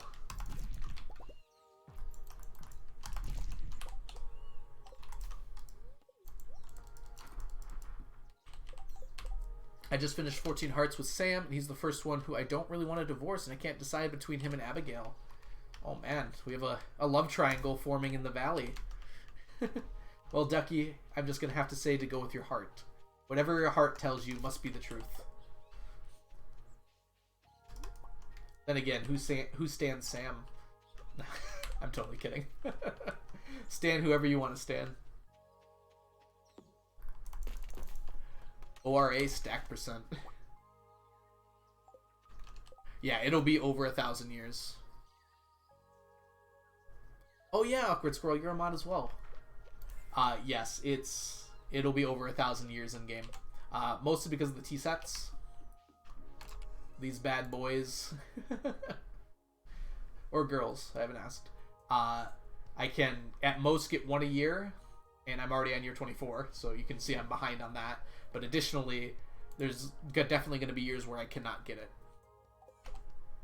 How fast can you get a stack of anything? I actually thought about this for a while. I thought about it actually in terms of like a challenge. I could do like Shawnee's challenge. Like I could create something like get as many stacks as you can within the time. I don't know if I'll actually do that, but that sounds like it could be fun. But the fastest stack you probably could get is... I don't know, it's either going to be wood. I think it's probably wood, because you just chop down trees, sleep, top down trees, sleep, and depending on how good your animation cancel is, you can do that really quick. Or it's going to be something you can buy, and then you just somehow make a ton of money. Probably clay farming. But that seems less likely to be correct. Put everything away. Trying to figure out what I'm supposed to do with the rest of this day. It feels weird. I kind of want to just sleep now so I don't suddenly lose the entire progress from today. Wood path. Well, I mean, you could just have wood, Ducky. So just like a stack of wood would technically be a stack, right? So then you could turn that into a wood path for sure. I do stack the row for each fish, twin rows. Not too far into that yet, but yeah, every fish needs the row and the aged row and the fish itself. So I will need to do fish ponds for pretty much every fish. Well, definitely every fish. You could also buy wood from Robin. I didn't even think about that, hedgehog. And yeah, that would be the cheapest thing you could buy. Because I think it's 10 per in year 1. So yeah, that would be really cheap. That might actually be... I don't know. I'm routing it in my head right now.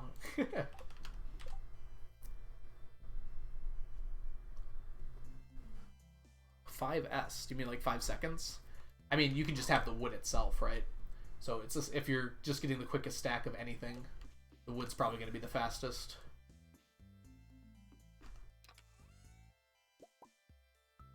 Okay, let's put these in. 5 at a time. Oh, that's true. You're right, Ducky. Oh yeah, that would probably be faster then. Ooh. I don't know why I didn't think about that. I think you're right. You can craft it 5 at a time. Or at least something like that. But maybe... No, maybe not. I think it's like the crystal paths and like the brick paths you can craft 5 at a time. But you need clay for those and the other thing. I'm trying to think what else you need.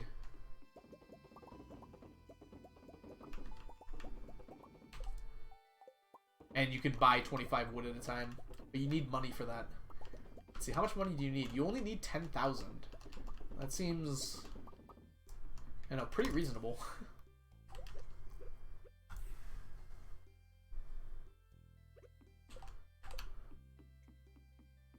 Drop these off.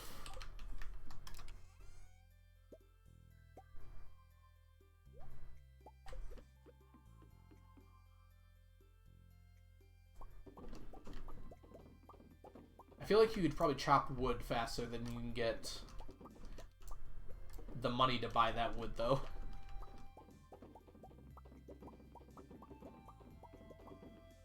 Yeah, golden mayo. I don't know, Twin. I don't know if I want something else I need to stack.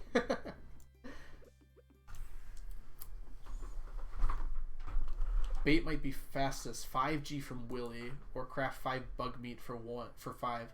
Yeah, you'd still need more bug meat than is reasonable. You need 200, right? It's very hard to get 200 bug meat from a fresh save. But if I were to do the challenge, I'd probably not make it a fresh save. It would also be stacking more than one thing. You wouldn't just get one stack and be done. You'd have to get like as many as you could within a certain limit of time. Like maybe like a 2 or 3 day period.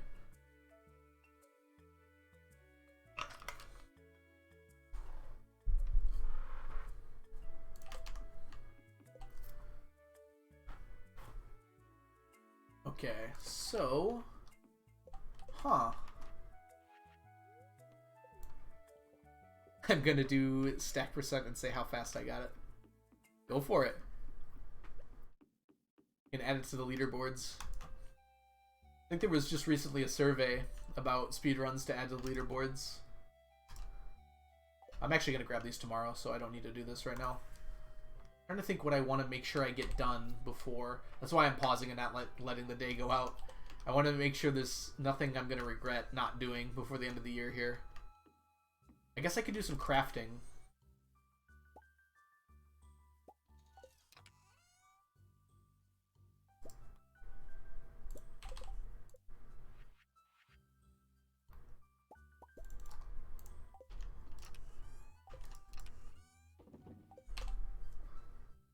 Stack percent speedrun. Alright, we're going to put all this away. We're going to grab this, I guess. Oh, we got more here. We need some gold.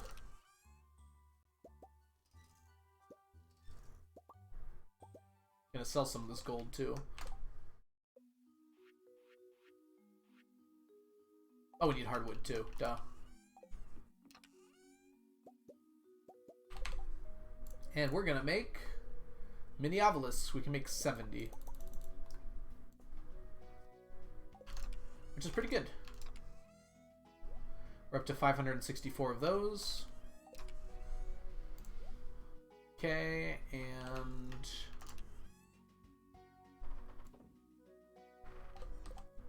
Yoba.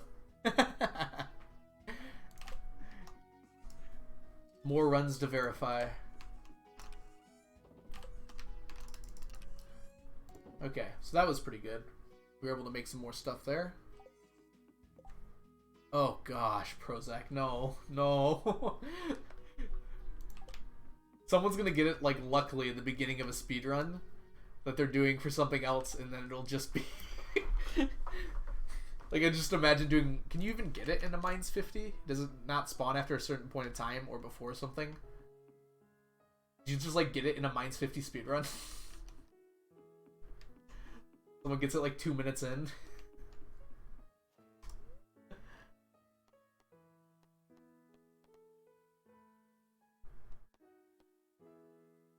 Okay.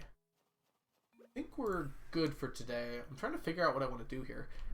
Normally I have, like, plans and stuff, but I gotta figure out what I'm doing tomorrow for sure. Because it's gonna be a little tight on the, everything that needs to get done. You know what I can technically do? I'm gonna empty some of these fish ponds.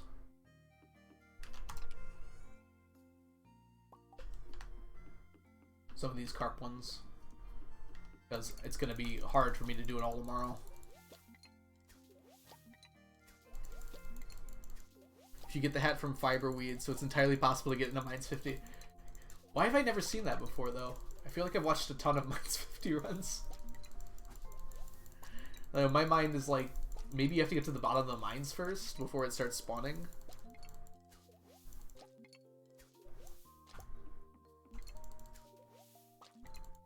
So you have seen someone get it on day one, so never mind then.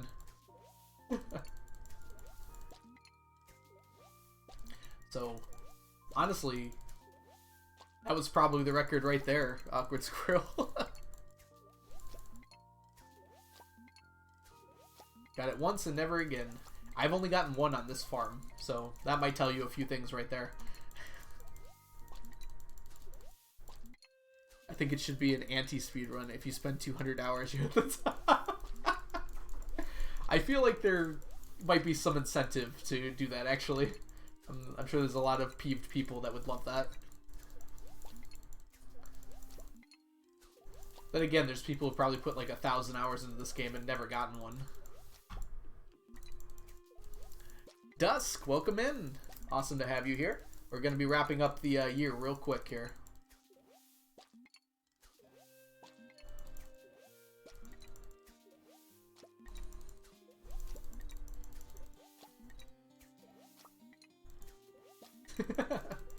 Well, someone has to make Ethan feel better.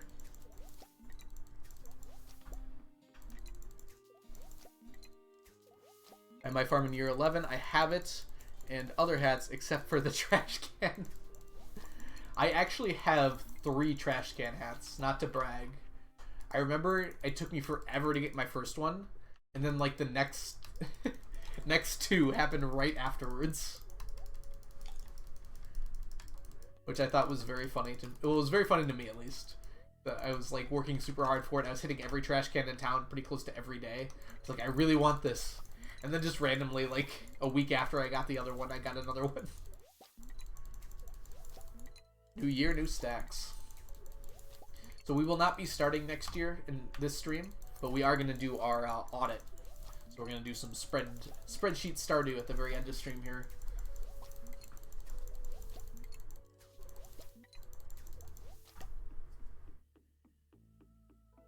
So I'm going to have to take 1 from each of those, but it's going to save me a lot of time tomorrow.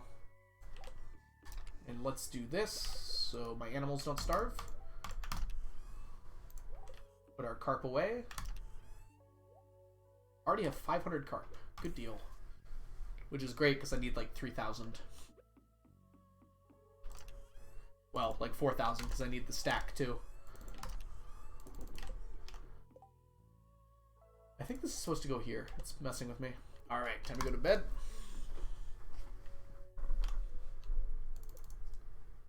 Okay, we are going to take a short break here.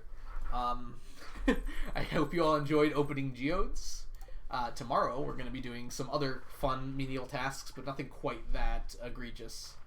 So I'm going to take a short bathroom break, get some water, get some stretches. I suggest you all do the same. I will be back probably in about 5 minutes or so. Let me quickly catch up on chat here. Got 2 living hats, 1 trash can across all my farms. Just get good. Yes, obviously, Prozac, just get good. Game RNG, when you want it, you can't find it. Yep, that's like life RNG, Twin Rose. Alright, I'll be right back.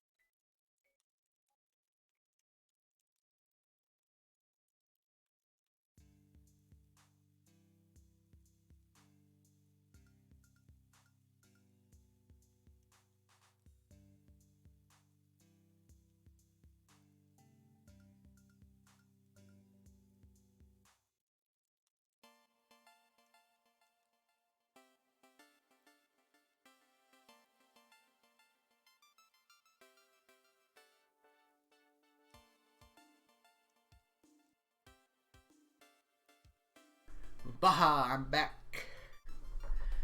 The timing on that was not great. Alright. Hope everyone had a good, relaxing stretch.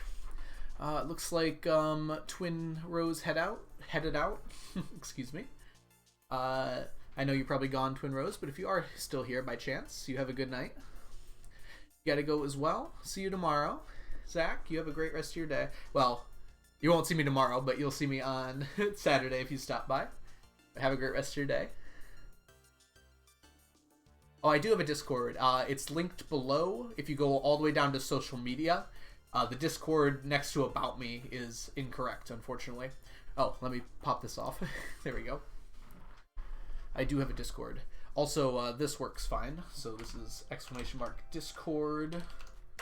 So this link is correct. I have to try and fix the other one. Oh, Spaghetti, I saw you ask this as I was walking away. Oh, it's Friday where you are. Okay. Threw me off there, Zach. So yes, I guess I will see you tomorrow then. With an unstackable item, are you trying to get one of each or just ignoring them? I think I'm just ignoring them. Look at one. This is why Leah's the best. She gives me unbranded wine, which I need. No one else is that thoughtful. So, for the most part, I'm ignoring them. I might, if I feel up to it toward the end. The problem is my legendary fish are gone. So, I can't get any more.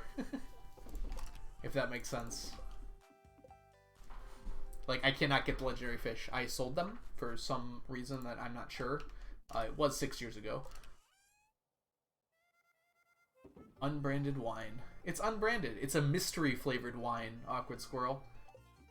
It's not necessarily bad. It's like a mystery flavored Dum Dum. They just took the scrapings from all the previous wines and put it together into a mystery wine. That sounds very unappetizing. That's what they do for the mystery Dum Dums, by the way. I'm pretty sure. That could be made up. There's a lot of things that are made up. It's a lot less gross when it's just, like, candy.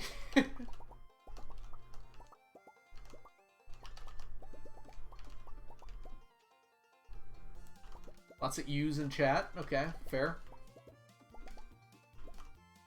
It's just the house red, yeah. Leah made that wine with her own... Oh. I was gonna say blood, sweat, and tears, but I feel like that would maybe make it grosser.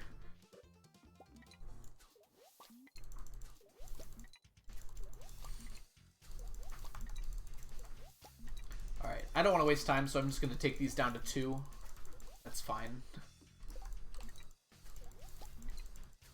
Yoba, please save me. Raise Yoba.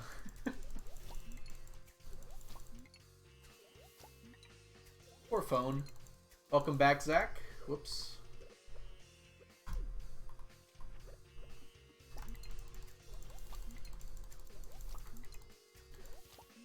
Oh, there you go. You got it.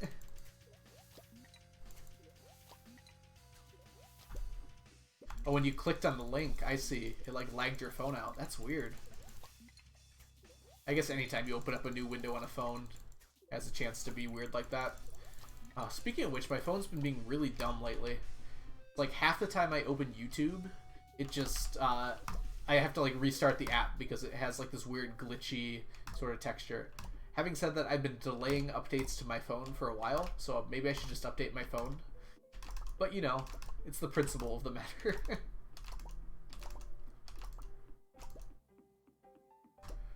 The really annoying thing is it's like a brand new phone. I got it over Christmas. So I was not expecting to have these like glitchy things happen for a long time. Alright, let's put everything away here. I'm going to stack this up so it's nice and full.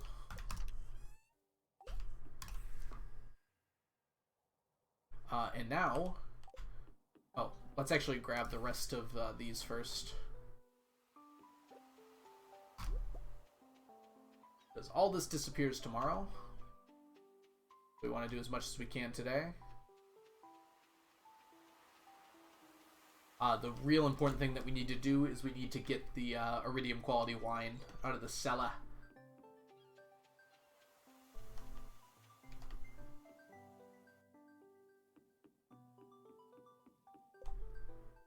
Oh, Zach, that's really awesome.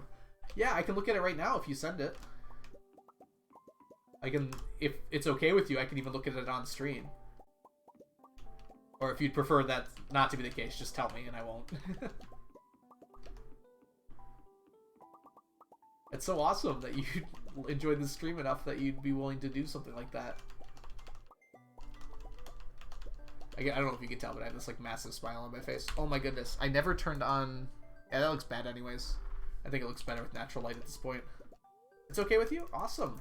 So are you going to put it in the fan art of the Discord? I can check it in just a second. Miguel, welcome back. Welcome in. You're just in time. We're about to wrap up the day.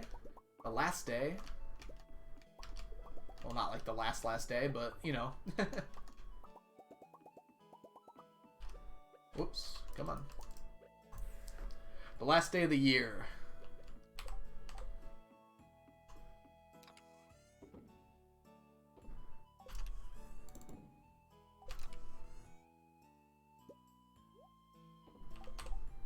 Alright. Let's see here. Art. Oh, that's so cute. Okay, hold on. Let me see if I open original. I think it opens it in a link here. And this is going to be annoying, but I have to do this anyways.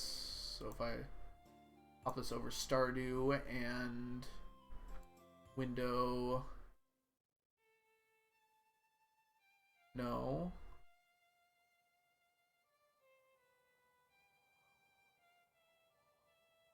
This one? There it is. Look at that. Oh, that's so pretty, Zach. Thanks for sharing that.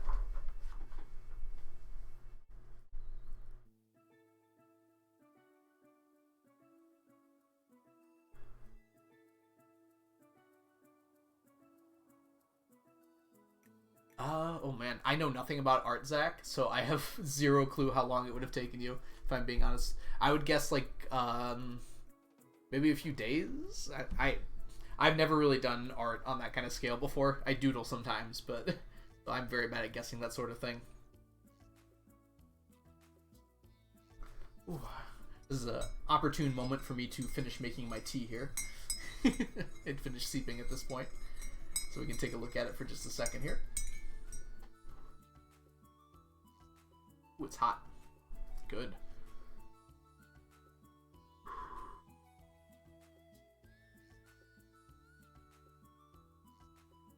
Alright, well, thank you, Zach. That's very pretty. Here, I'm going to, I should probably take this down first, actually. Hold on. Before I close this.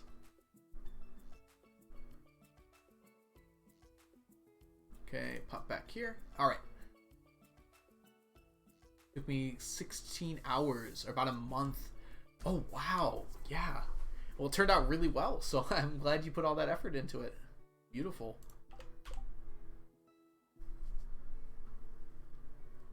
I love Stardew art in general. Oh, tea. Definitely tea. I am not a fan of coffee at all. That's not to say other people can't enjoy it. I'm sure a lot of people do. It's just, I've never gotten used to the flavor. People tell me, you'll get used to it. It never happened. I've tried a bunch of times. I've tried it with, like, as much milk as you're legally allowed to put into coffee, or as much, whatever else you're legally allowed to put in there, and it just never tasted good to me. I guess I didn't really need to get these, did I? Not like I'm gonna go open them, but I could. Oops, let's buy in stacks of 25 to save some time here.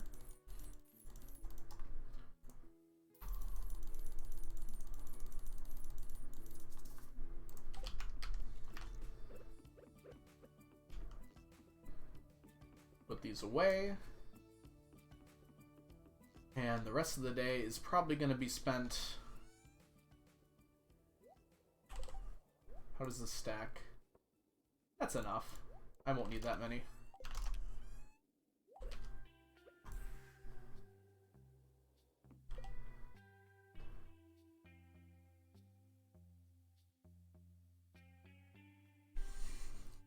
He moved to a city of coffee snobbery. Which city is that? I went to Seattle, and there seemed to be a lot of coffee snobbery there, but I don't know if it's known for that. Melbourne, Australia. Fair enough. I guess it rubs off on you, right? The love for coffee, not the snobbery. I hope. Comparable to Seattle, Portland. Yeah, I really enjoyed my trip to Seattle. It was a really good time. I would recommend. I'd even more recommend Mount Rainier. I love nature and traveling to beautiful nature places a lot. And Mount Rainier was absolutely gorgeous. I'm kind of biased toward mountains because I think they're the best things ever. But Mount Rainier was just amazing. Would highly recommend it. Let's do this, actually.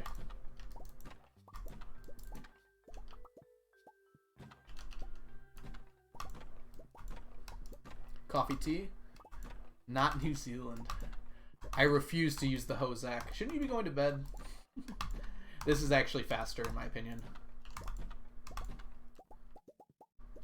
At least with the Swift enchantment it is. Partly because I'm more used to doing it like this. You say the hoe is faster, but I actually don't think it is. You'll see what I do when I complete this here.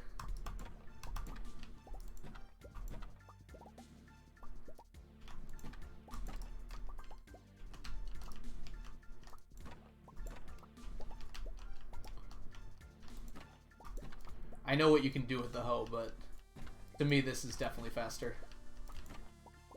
Alright.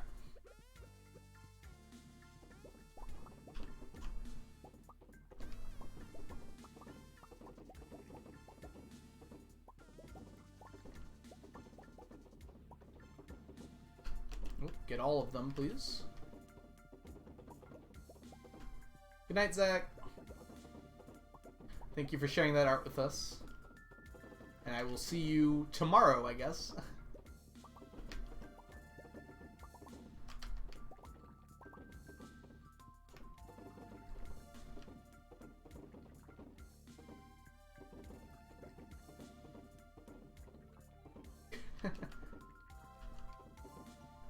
Alright, 65 and 65. That's how I know I didn't miss any, because these two are the same. And then we do...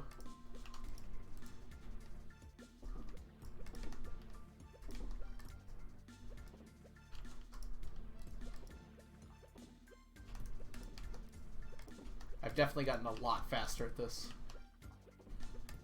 Someone talking about Beef Wellington in chat. Oh, Wellington is a city. I saw Wellington out of the corner of my eye.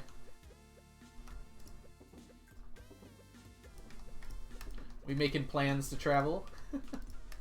I would love to go to Australia or New Zealand. I've never been anywhere near that far away from where I live. I've gone to Ireland. That's the farthest I've been, and it was incredible.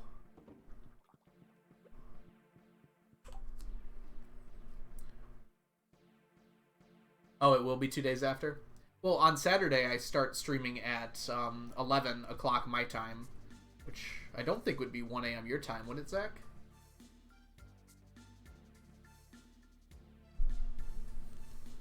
Oh. Prozac, if you do go back because of your family, I highly recommend the Ring of Quarry. That was like a life-changing experience for me. It's pretty far away from Dublin, about as far as you can get in Ireland. It's on the west coast, facing the Atlantic, but it was just so beautiful. And then the Cliffs of Moher are also nearby. Well, not nearby, but close enough that it's like a day trip. It was such a great experience. Alright, good night, Zach. Again.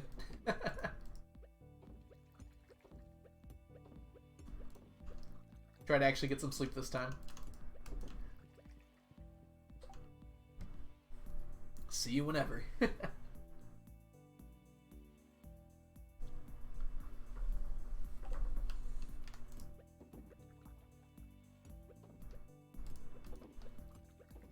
Oh man, I'm not a cyclist either, Prozac, but we went and got we got electric bikes and did the area around Dingle, Yeah, the Dingle Peninsula. And that was amazing. Electric bikes make it so easy. It was a bit expensive, but it was definitely worth it to be able to bike around there. And you get to bike like all across these cliffs. I would not have been able to do it without electric bikes because I am just not capable. Yeah, the hills are... I mean, even the peninsula, like the roads are pretty straight. Not like too much, but they're still hilly enough that there's zero chance I would have been able to do it.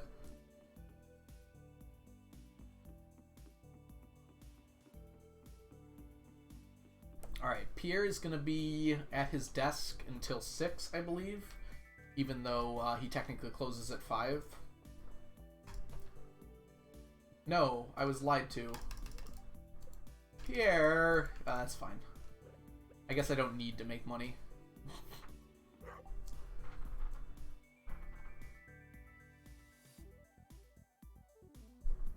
You need to be fishing level 2, Ducky. You can get to fishing level 2 pretty quick, Ducky. But yeah, it's probably faster to get the wood then. Guess I'll put this in here to sell. And then we gotta figure out what we're doing for the rest of the day. I gotta go to the island still, so I'll get that done. I think we managed to do pretty well here. Blade, who was in here earlier, I might still be lurking. I saw that he managed to get Legend on day 3, like spring 3rd after starting a new file, and that is so incredible. It was like theoretically possible, but I personally thought it was like crazy, and of course Blade got it, you know. Maybe it's not that surprising. So day 3 is always rainy, but you can only get a +2 fishing buff. So you absolutely need to get your fishing to level 8 on day 3. And then you only probably have a few chances to catch Legend because it takes you too long to get your fishing to level 8. And then ate it, yes. I watched the clip at the very least. I might go back and watch the VOD. Yeah, there are some crazy people in this game, Chunky. So basically, he routed very well so that he could get his fishing as high as he possibly could. So just day 1 and day 2 he was fishing, but he was fishing specifically to get as much fishing level as he could. And probably resetting a lot. I didn't watch most of the VOD. But at like 1 a.m. on day 3, he got his fishing level up to 8, and then he ate the +2 fishing buff, and it's raining on day 3, so he was able to get his fishing to 10 and catch Legend on day 3. Is absolutely insane. Farms. There we go.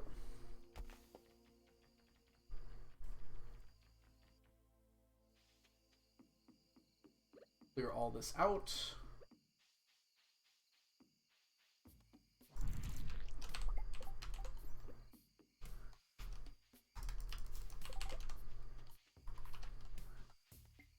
We got a golden coconut. Which is actually a little bit annoying, because I was going to have 1,000, but now I have 1,001. Yeah, 1,001's good too, I guess.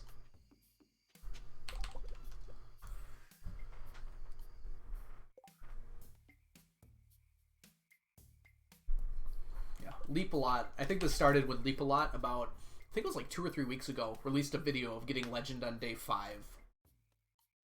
So basically getting your fishing level up is as much as you can, and then getting a food buff. I think the traveling cart comes on day 5, and you can manipulate it by like picking the right seed so that you get a +4 fishing buff on day 5. So that's a little bit more manageable. But Blade, the crazy man that he is, was able to get his fishing buff a level up to 8 by day 3. Which just requires a lot of game knowledge and getting kind of lucky, and also being very good at fishing to get as many perfects as you can, because that gives you more experience. I am not good enough at fishing to do that. Maybe with a little bit of practice, because it's been a while since I've really had to fish that much. Okay, I'm trying to think if there's anything I should try to do here for the end of the day. And there is one thing I can do. Yeah, that does check for Blade, doesn't it? I can finish this up.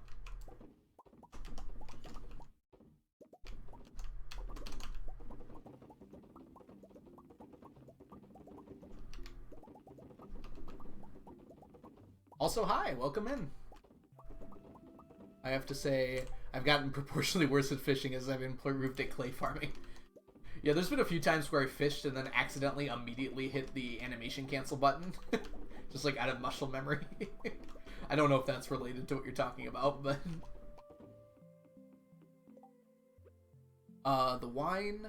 Oh, I don't have enough to replace it, soy latte. So... there's not really a point to collecting it. It'll be there for me when I'm ready. How am I doing? I'm doing great. Thank you for asking. How are you doing? We just went... unfortunately, missed the exciting part of the stream where we opened 900 plus treasure troves. And I recited as best as I could from memory the history of the universe. Which was a very good time. At least for me. I don't know how much everyone else liked it, if I'm being honest. It seemed like people were interested. At the very least. I was excited, Crypto.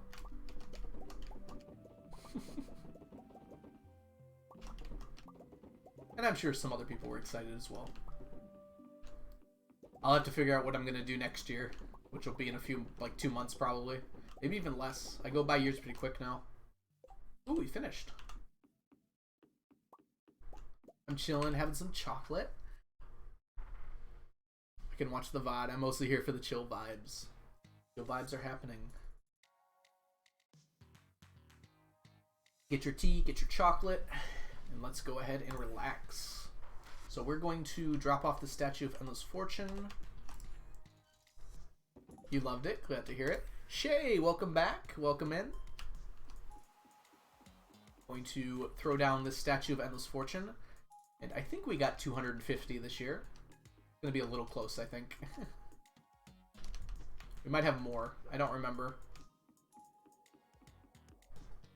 But now it's even at least, so we can pretend we did a good job. There was one more thing I wanted to do. Oh, that's right. I can get rid of more of this.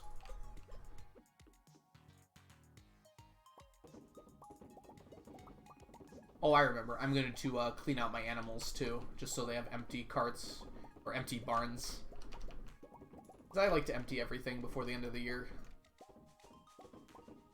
Okay. We have exactly 50 left, which is kind of interesting. Maybe not that interesting. Alright, let's empty out our barns. Oh, I missed the traveling cart. Yeah, it's not worth resetting over. But I will go check for hollies.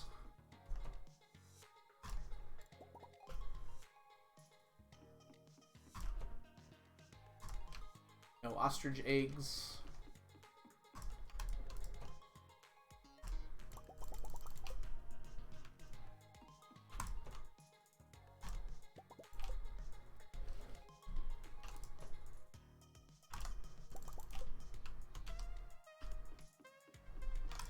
Summit music feels appropriate here as we're ending the final day of year 24.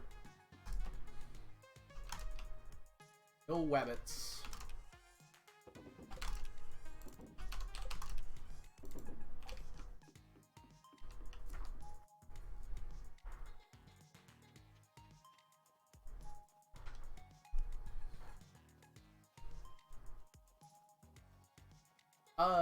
You know what, Ames? I actually have not checked. I don't fully know, but I think you're probably right. I get so few of them, that would make sense. I just kind of let them do their own thing and collect it every once in a while. And then I count them at the end of the year. But you're probably right, it is like every 7 days or so. I'm going to be utilizing them after I finish the stack, because I want a stack of iridium mayo, and the only way to get that is from ostriches. Are you planning on ending? When are you planning on ending? Are you mean ending the stream? Well, I've got at least probably an hour left, is my guess. I'll probably end after we do our counts. So after today, we're going to... Whoops, I thought I was lined up. After today, we're going to do some Spreadsheet Stardew, where I audit, basically. Check how many of everything I've gotten. Update the spreadsheet and the checklist. And that will probably be where we end off after I'm done with that. So we're going to finish up today and do that. But that probably takes about 40 minutes. I'm also going to turn it into a YouTube video, so I'm probably going to be explaining a bunch of stuff while we're going through it. Plus, I'm sure some of you have questions, so I'll gladly answer anything you're asking about as we're going through it. Okay, so let's put everything away. We only managed to get one holly, but can't win everything.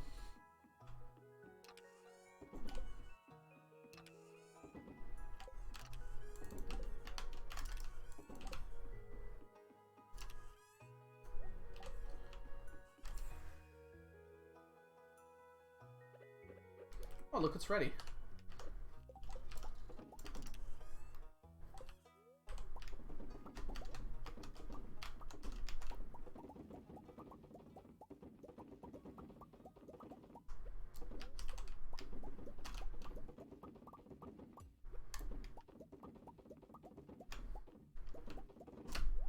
Okay. So yeah, we probably have about an hour. I don't know exactly how long it's going to take to do the audit. But the sun sets on another year in Stardew.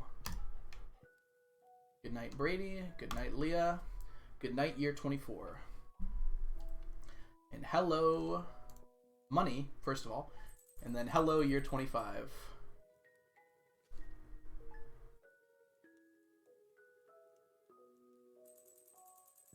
Good morning.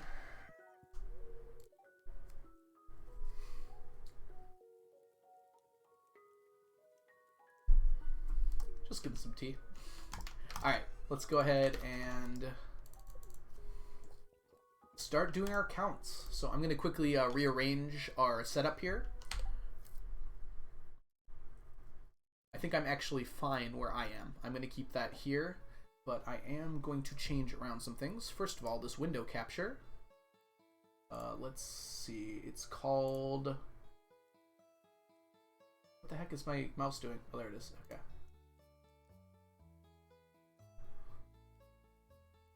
Let's see. Oh, I gotta click on it. Not...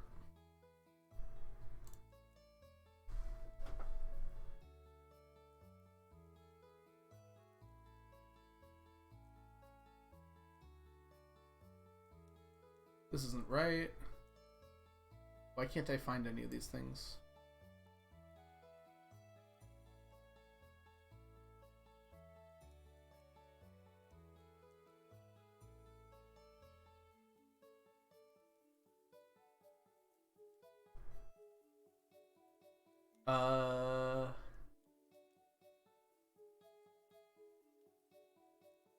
Oh, no, that's not right. Nope, nope. Okay, hold on one second. Why is this not working? Maybe I'll try making a new window capture. Get out of here. Sorry, it's been a while since I had to do this, since literally last year in game. But it shouldn't be like that difficult.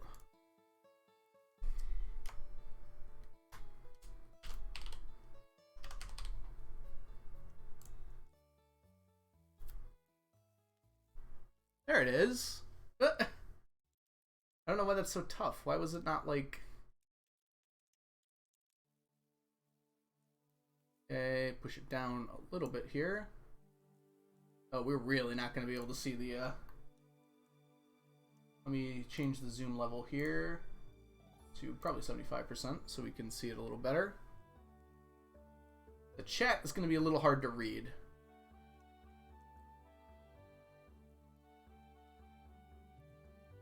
Put you over that, put you over that, and we'll keep you up here, I think.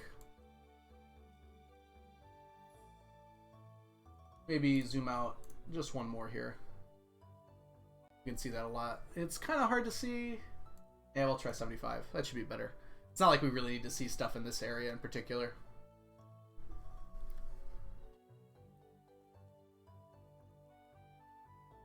Oh, no problem, Ames. So we're going to do right now, we're going to do some Spreadsheet Stardew. where we are going to do an audit. Basically, we're going to go around and see what's changed over the last year. Like what new stacks have we completed, things along those lines. So, welcome everybody. We're going to go ahead and take a look at what's changed for our farm this year. Alright, so let's go ahead and go to the start of the page here.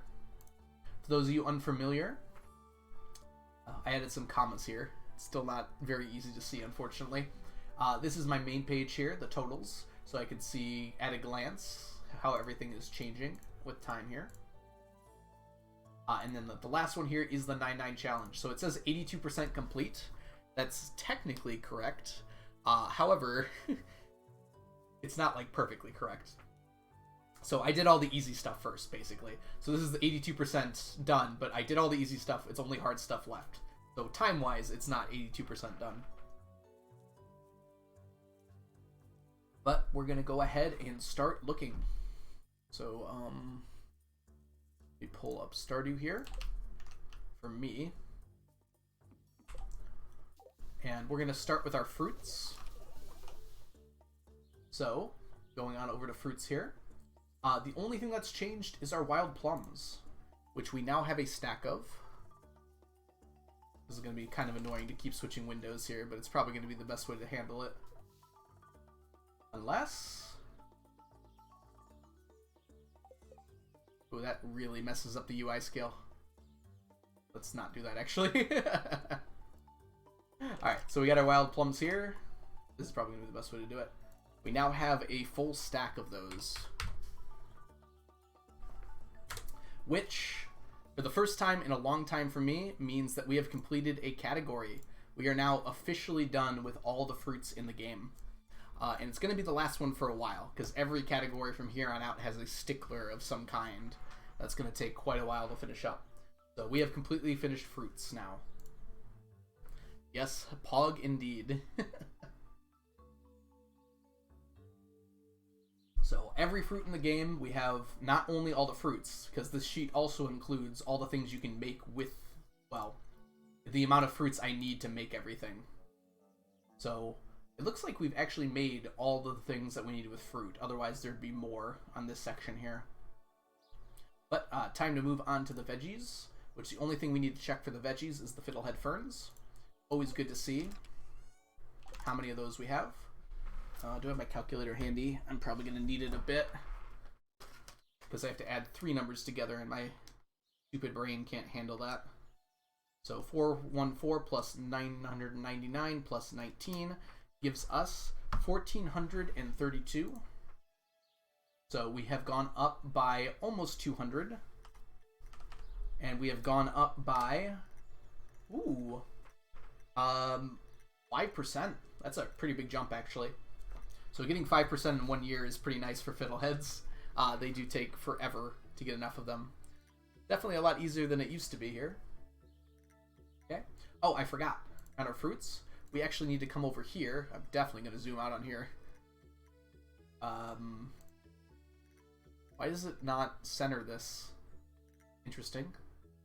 If I try to do this, what does that do? That's a little better. Okay.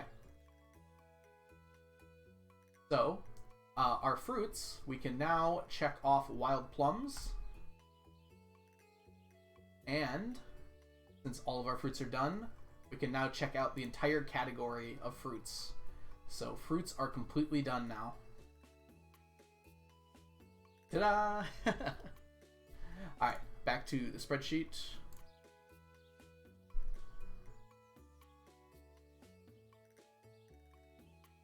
What the heck happened here? Now it's way off. Alright, that's fine. Fruit's all done. Oh, I should move the chat, shouldn't I? Is there a way to give it like a behind thing? I've seen that before. Visual settings, theme cleaned, box?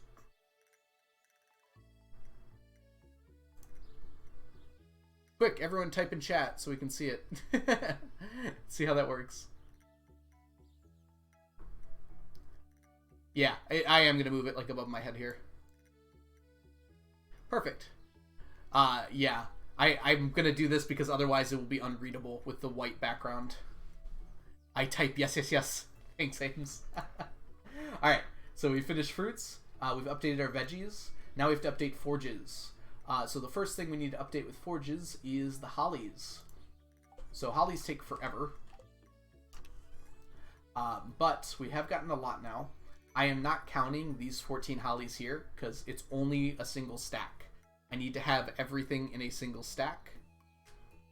Stack of bait in 40 minutes and 48 seconds. Congratulations, Ducky. You have the record. Is Awkward Squirrel still here to verify?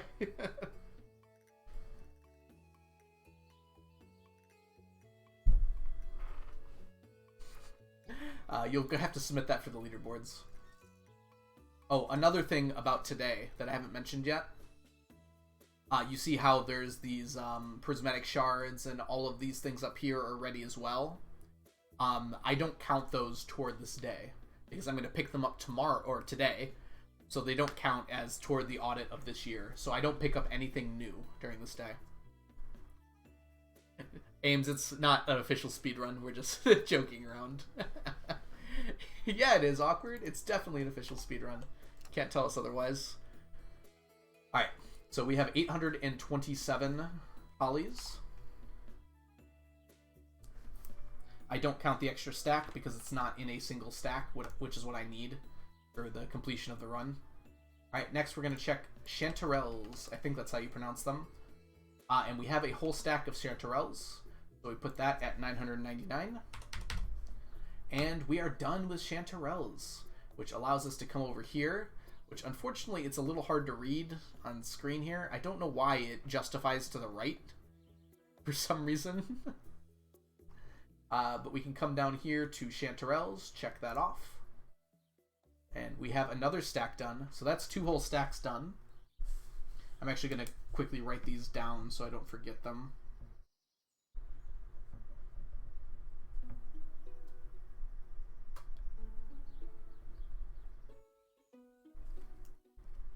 Okay. Magma caps. We've actually added a lot of magma caps this year because I did some volcano dungeon runs. Maybe not a lot, but we're up to 127 now. Again, I don't count the extras because I need it all in a single stack. It would be a lot easier if that was the case, Green Plant. But then the run wouldn't be as fun, in my opinion. Okay. Next up, we need morals. I mean, for a lot of reasons, but, alright. So, I want a stack of morals in this kind of stack, but I'm going to mark the highest one for now. So, 166. I'm going to hold out until I have, iridium stack, probably, but we'll put in this one for now. Okay, purple mushrooms. The one that has a higher iridium stack than the other one. 688. Okay. Nautilus shells, we have to come down here to do. And we have 270. So that went up by a bit. Rainbow shells, we have 149. So these go up really slowly. But they do go up. Sea urchins, we have 569.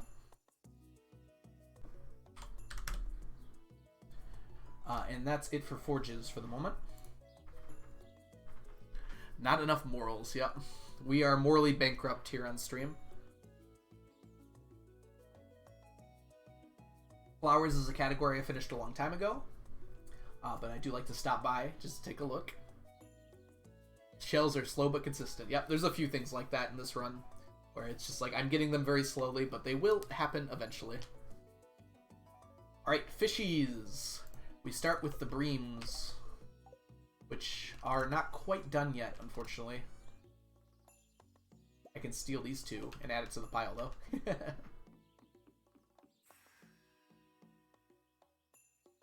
Okay, so breams we were not quite able to finish, but we have 748, which is a lot more than we had before. We left off last year with 2. So we will be done with this probably around the end of spring, maybe in the summer. It does take a while, unfortunately. Alright, so some of these have probably changed, but I'm only going to update the ones that I know for a fact have changed. Otherwise, we're going to be here all day. And I'm eventually going to be putting more of this stuff in. It's just like, I don't really need to update. If I got like a bullhead in the mail or something like that, it's going to go up by like 2. So it's just a lot of work that's not really necessary. Carp, however, carp is very different. We have 538 carp now, plus a bunch more, but I'm only counting what I have in a stack right now. 538. So that's gone up by quite a bit. Let's see here. None of these matter. This one matters. Our Glacier Fish Jr. I like to keep that updated. So if we head back over here,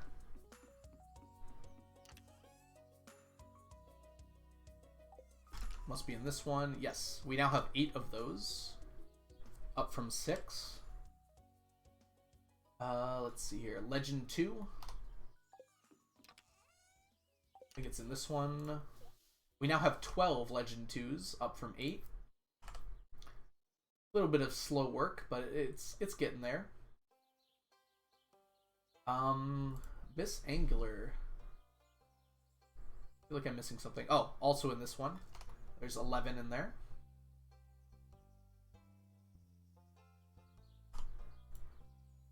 Whoops.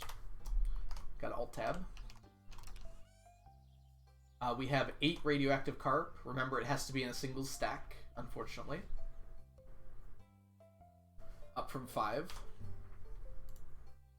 So I messed up the catching of one of those.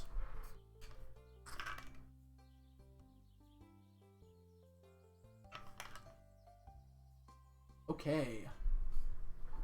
Let's see here. We are on to the last one, which is... Oh, not quite, actually. We need to make a quick stop at Sunfish, which, if I remember my math correctly,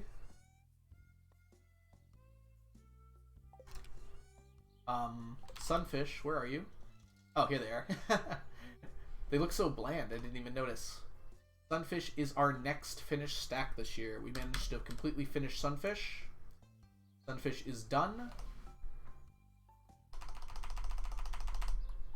So we're going to go on here and scroll on down to Sunfish and give it a big old check mark.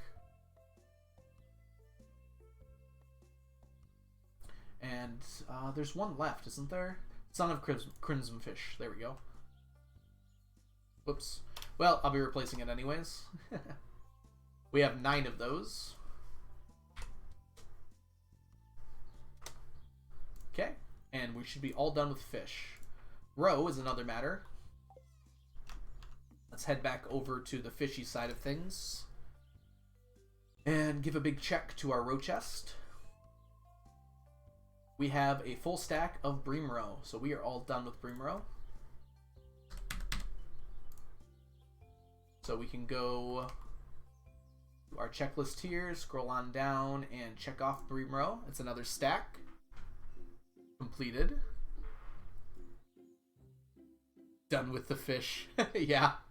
Although, not done with the roe yet. So carp roe is something that we've built up a lot of. So that's 279. We can add that to this list here. Up from 0. And that was in like 1 month, so that's really good. Luckily with all of these, it doesn't take very long to get through here. Because the only other thing we need to do is add Sunfish roe, which I'll double check. But it has a full stack, so 999 for that. And it doesn't look done, but there's a reason for that. So if we go back over here, I'm going to update this one so I can also update the stack here.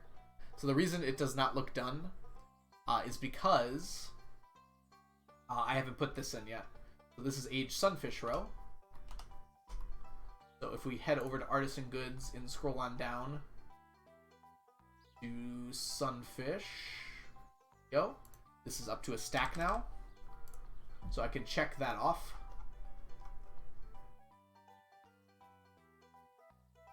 There's a lot of row in this game. I don't know if you noticed. So that's all checked off. And now that that's been added in, if I go back to the row, you can see the sunfish row is now complete. Because I have the other row that would have been used to make the aged row. So I can head over here and check that off. Sunfish row done.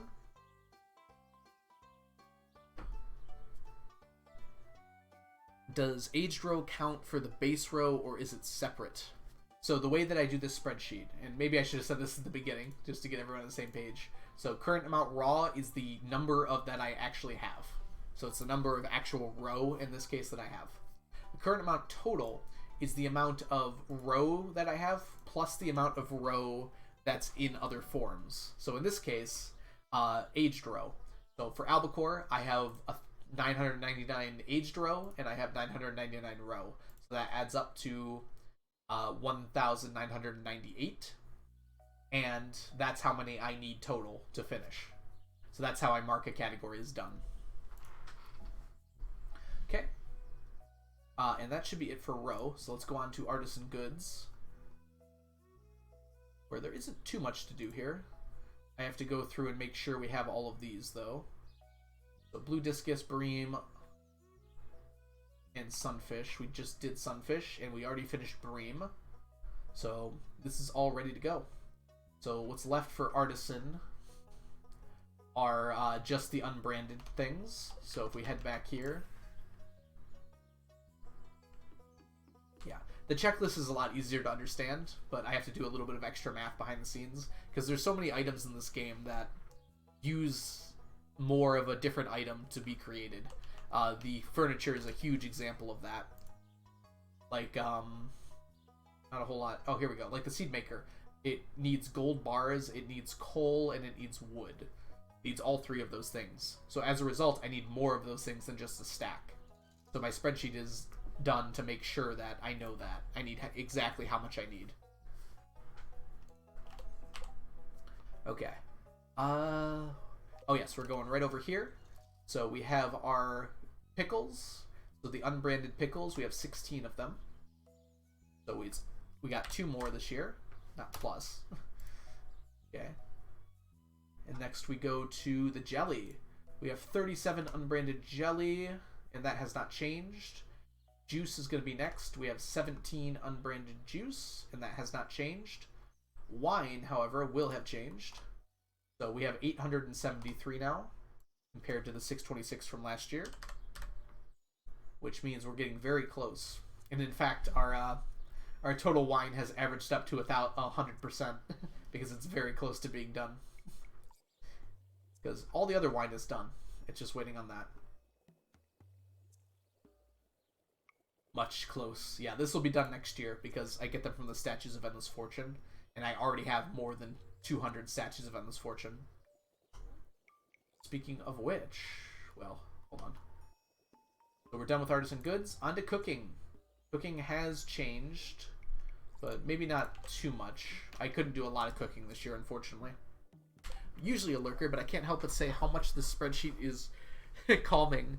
I work with data analysis. This is incredible. Oh no, you work with data analysis? Don't look at my equations, Sleepy Hiker. Please don't look at those. I definitely cobbled them together from my very heavy lack of knowledge of Excel-like programs. The spreadsheet has evolved a lot over the years. It's in a lot better state than it was a long time ago. I'll say that much. But there's a lot of things I didn't know how to do. And I kind of just worked with the equations I understood. Panda, hey! I love spreadsheets. I left work today with like 10 spreadsheets open so I can go right to work. Beautiful. Yeah, spreadsheets are incredible, the amount of work they allow you to do. So Carp Surprise has not changed. I think 309. Oh, it has changed. We now have 314. So let me go ahead and mark that. I will go through all of these because it does end up mattering. Crispy bass, I don't think changed. Oh, we got one more crispy bass, so we now have 72. I work with data and equations too. I also have a spreadsheet to track the books I read. I do have I used to have a spreadsheet to track books. Yeah, I still have it somewhere. I haven't updated it in a while though. I should do that still because that's a good idea just to remember every book you've read. I really want to figure out pivot tables. I don't know what that is, so I'm sure it's very complicated, and I wish you the best of luck in figuring it out. Dish of the Sea, we got 56. That has not changed. Fiddlehead Risotto, we have 36. That has not changed. Fish Taco and Fried Calamari have definitely changed. So we have 889 fish tacos. We get these from Statues of Endless Fortune. So we will be done with these next year. And for Fried Calamari, we have 770. Yeah, both of these will be done next year. Although Fried Calamari will be a little closer. Fried Eel has not changed. 145. Lucky Lunch, 77. Got to go over to our next one. Has not changed. Maki Roll, 294. 295. Look at that. Whoops. I don't know what I just did. Hope it wasn't important. So we gained one here. 295. Dang it.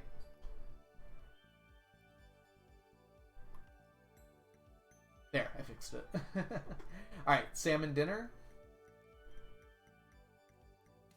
We have 65, which we got one of them. So a lot of these come from mail. Seafoam pudding, we have one more. Seafoam pudding, so that's 17 now. Squid ink ravioli probably hasn't changed because there's no way to get that. So I made one and I haven't touched it since. And just like that, we're done looking at cooking. Woo! I have good reads for the social side, looking up books, but I love reading tracker sheet. See how diversely I've been reading. Ooh, that's a good idea, Prozac. Like, and then also, I assume you also probably give it a rating, so it's easy for you to remember like your thoughts on the book. That's what I would do with a spreadsheet. Like, I have an anime list, and that's what one of the things I really like about it. It's like, I watched this a long time ago. It's been like 7 or 8 years. Like, how did I actually feel about that? Alright, on to animal products and mob drops. I have zero idea why Past Me decided to put these categories together. They probably should be separate categories, just because they're so different from each other. But, it's not that big of a deal, I guess. Alright, bat wings. So this is a big one. So the number of bat wings is actually going to go down at first, because I used a whole lot of them to make Monster Musk. So we have 1,589 here. Oh, it actually will go up. But not by a lot. But this number is going to shoot up a lot more once we calculate our Monster Musk. And we'll go back through the sheet. So Dragon's Teeth have definitely gone up. We're at 34, so we got 20 more of those. Okay.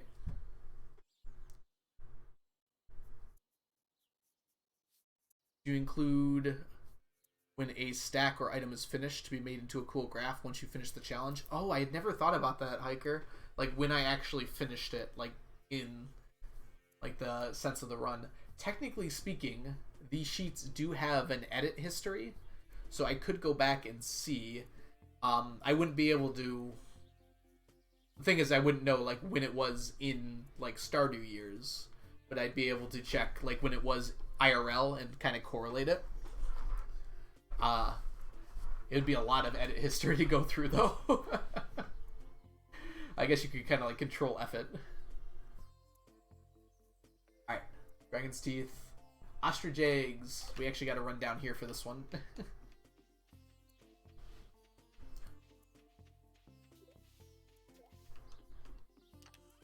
I guess I should update largemouths. Nah, that's alright.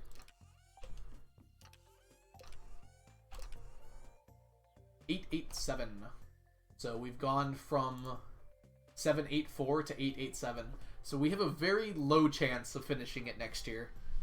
But we'll be very close at the very least next year. Galaxy Souls.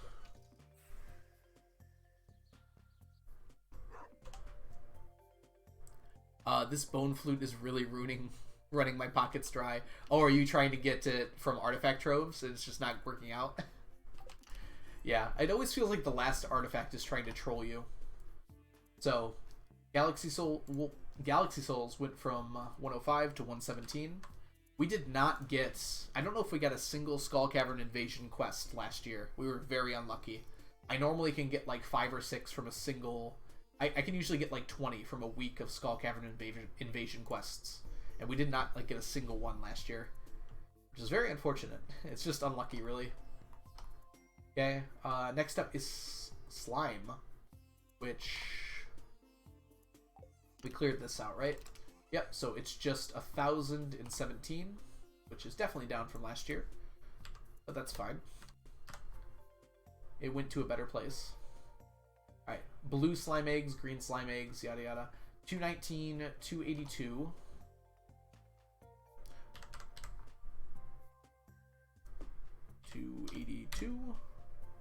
Purple slime eggs, 108. Yeah, I usually get those from Skull Cavern Invasion quests, so I didn't get one this year. Red slime eggs is 51, so we got one new one there. Tiger slime eggs, we probably got a bunch. 79, yep, so went up by 15. Okay, solar essence. That number is going to go down a lot, because I used it all. But we have 1,017, which seems like a familiar number, doesn't it?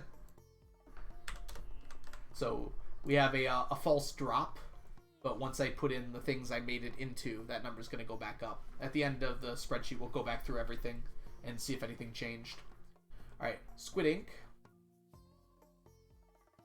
Probably hasn't changed that much. 140, 140. Hasn't changed much at all, looks like. Alright, we're on to seeds. So, seeds are mostly done. You'll notice that there's only 3 gaps here. And... if any of you remember, there's about to be only 2 gaps there. So, our mushroom tree seeds, we finally mustered up the Q gems to finish that up. So if we head over here, that is another stack completed. We can throw it on here after a little bit of scrolling.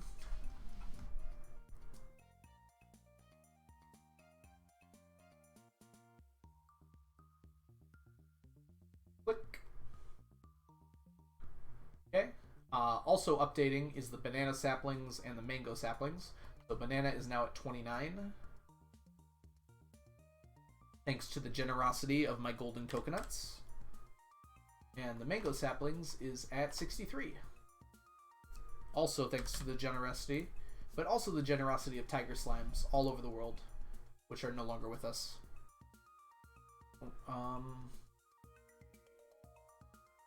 There we go. Oh, it's getting hard for me to see.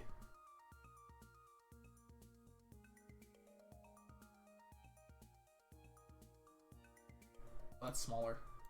Alright. For some reason this sheet is closer up than the other ones, so it's a little hard to see the current amount raw.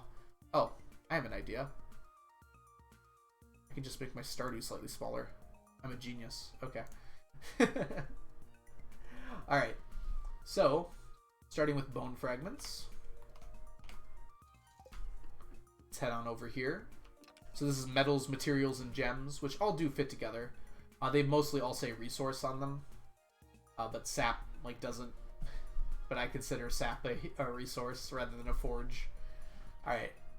So we have 1,447.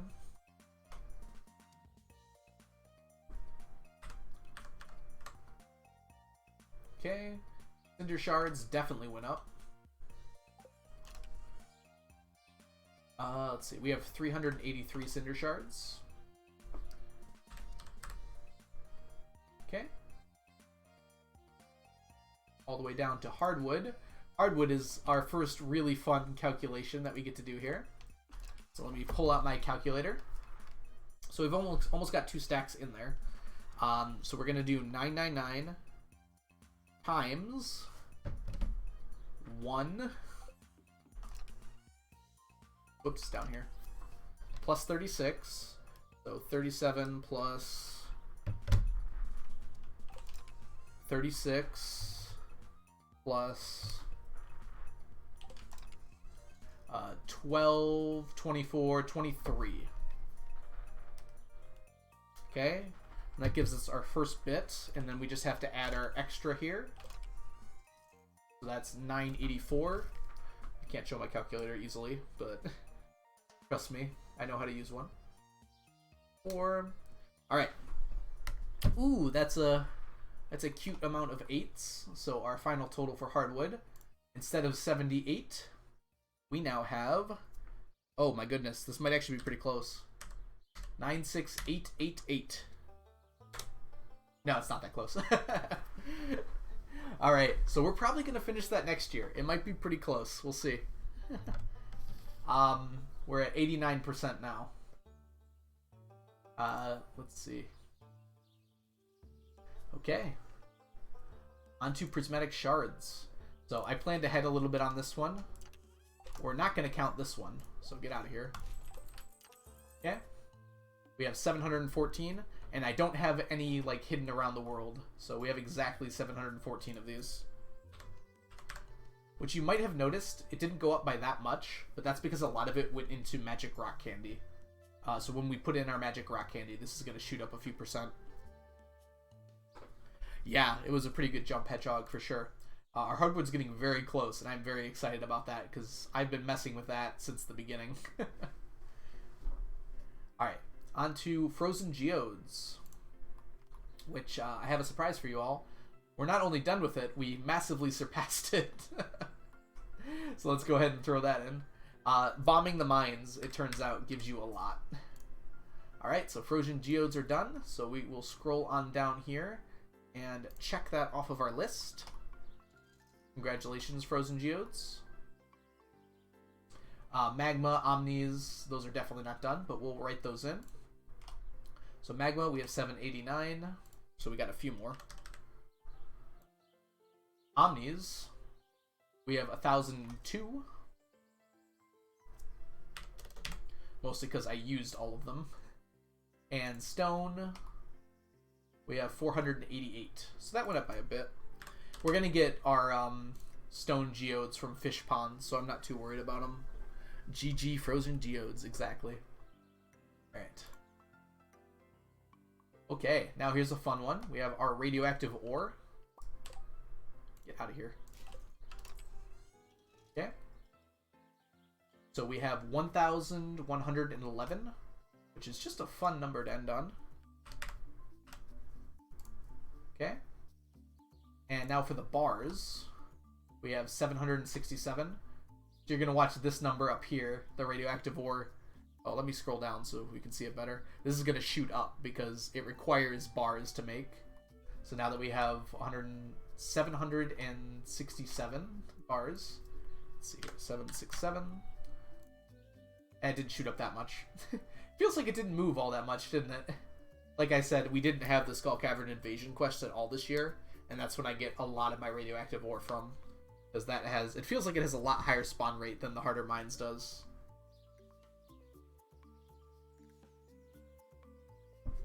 Okay. On to minerals. Psych, because minerals have been done for a while. These are nice because they're all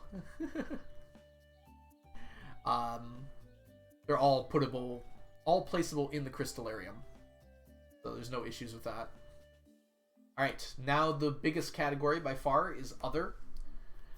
I should tell you all a story of a time when Other was a category with like 8 things in it. There's like 8 things in this category at one point. But then Concerned Ape, in all of his glory and all of his horror, decided that furniture shouldn't stack anymore. And I, instead of making a, not furniture, like machine should stack now.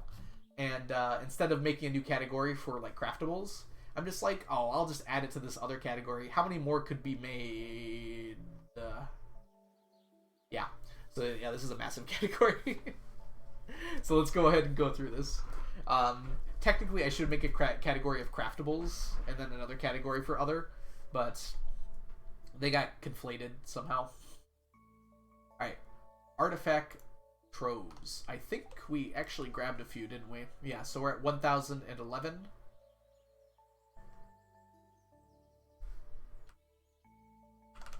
There we go. Auto grabbers.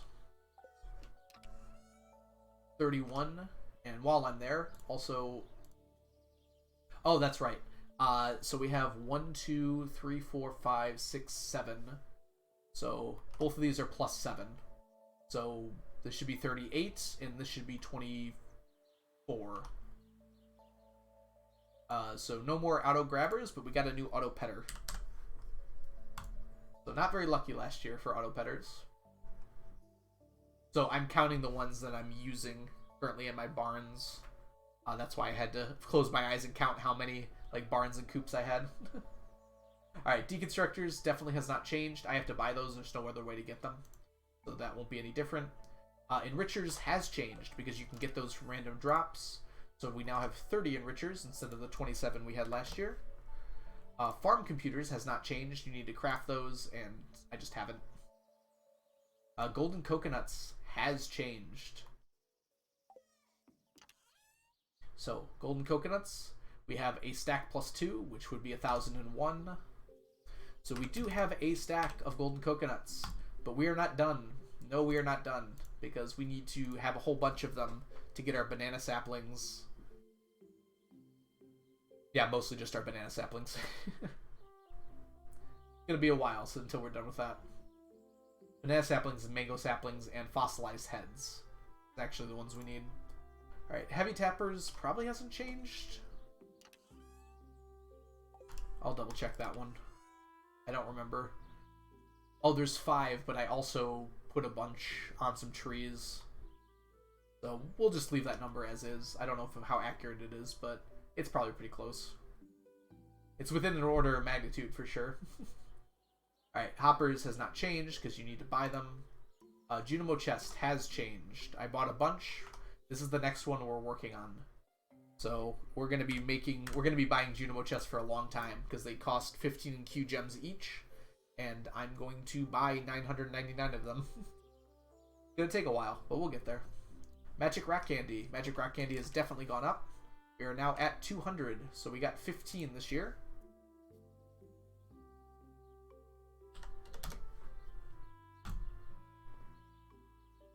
Which is off by 1. How did I miss one? There's 4 weeks. Huh. Glad you're liking the Leah Love emote. I must have missed one somehow. I don't know what happened, though. I go every Thursday. Oh, well. It happens sometimes, I guess. Oh.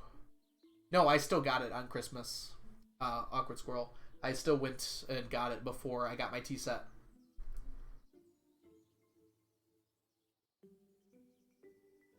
Yeah, I must have just somehow messed up one day. It happens, I guess. Not the biggest deal in the world. Still gonna take forever to get this done. Mini Obelisk, that has definitely changed, even recently. We have 564 now. The limiting factor for that is Solar Essence, which I'm only getting whenever I go into Skull Caverns, which isn't often if I don't have the Skull Cavern Invasion quest. Monster Musk, that's important. That's going to change my Batwings and Slime a lot. So we have 419 now. Monster Musk. Wait, what was it? 419, there we go. Very good. This is taking a while, but it's moving up pretty slowly. And we're going to have to keep making it after we hit a stack, because I use it a lot for a lot of things. Alright, oil makers, I don't think I got any more, but we can check. 476. 476, yep. Ostrich incubators, I definitely didn't make any more of those. Pressure nozzles, though, that would have changed. We're at 24 now. We actually got 5 last year, which is pretty good. Oh, wow. That is quite the improvement, Ducky. Now, Awkward Squirrel, are you sure we can't add this as an extension category? I will vouch for it. I feel bad because Ducky's doing all this work. I know, Ducky, okay? I know that you did it.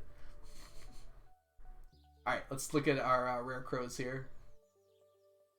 So rare crow number 1 in this corner.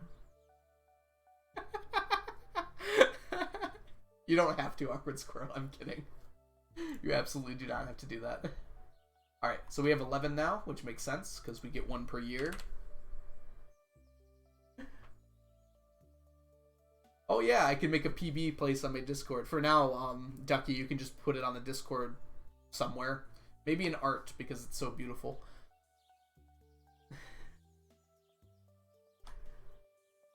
Alright, number 2.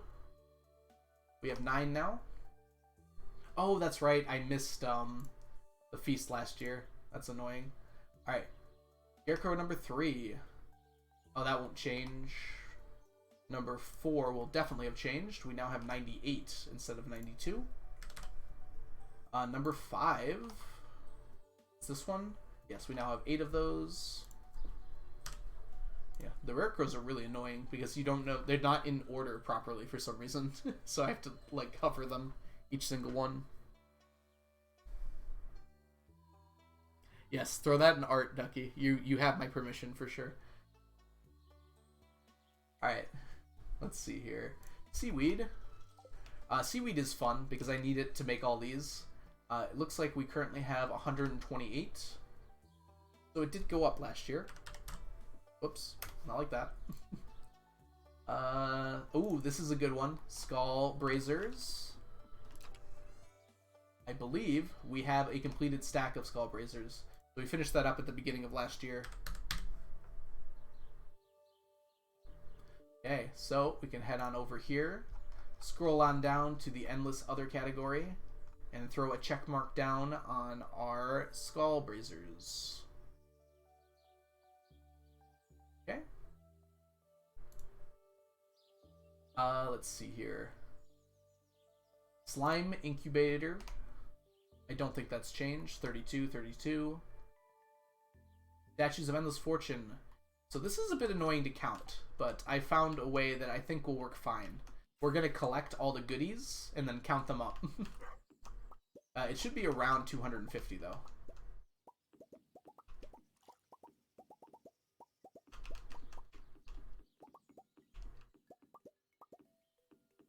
I feel like I could beat that just kidding. Yeah, animation canceling would probably make getting that much wood a chore, but like very quick. You just get the wood, sleep when you run out of energy. Probably just pass out getting wood, right? Do it on the Switch. Ooh, no animation canceling then.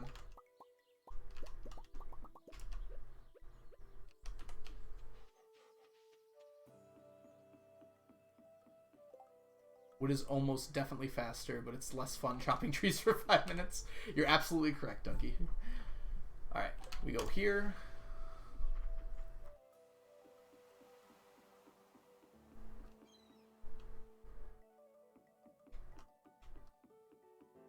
Can you restart Christmas Day to get the tea set? Yes, Ames, you can. And that's exactly what I did last stream. It turns out there's a little bit less randomness to it than I thought. It's definitely random, but it's controlled randomness. So there is kind of a way to figure it out, and I'm going to try to figure that out by next year. Blade was in here helping me a whole lot.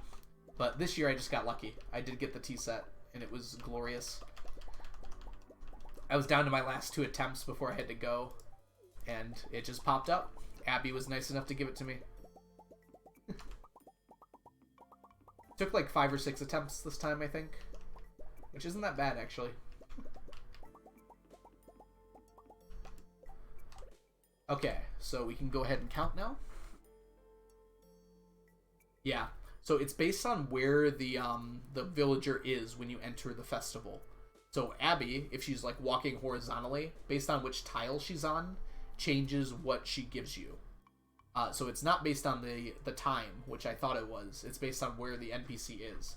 So if she's standing still for like 3 hours, I'd get the same gift every time. But most NPCs do not stand still for that long.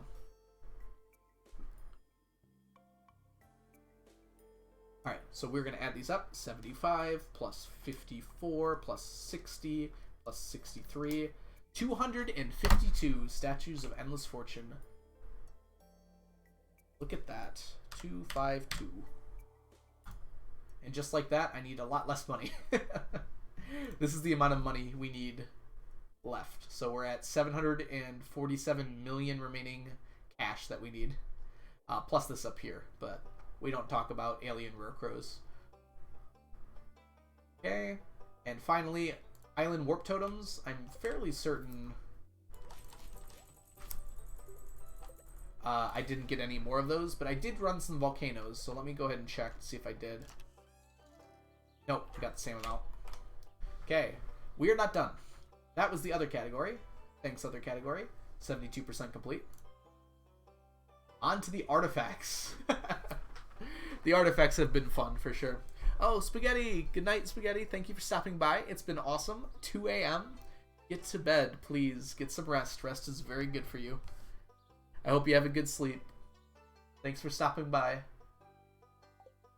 Alright, we're going to start putting in our fossils here. So, this is an annoying one, because none of them are done, really. So I have to go through all of them. So, Amphibian Fossil, 94.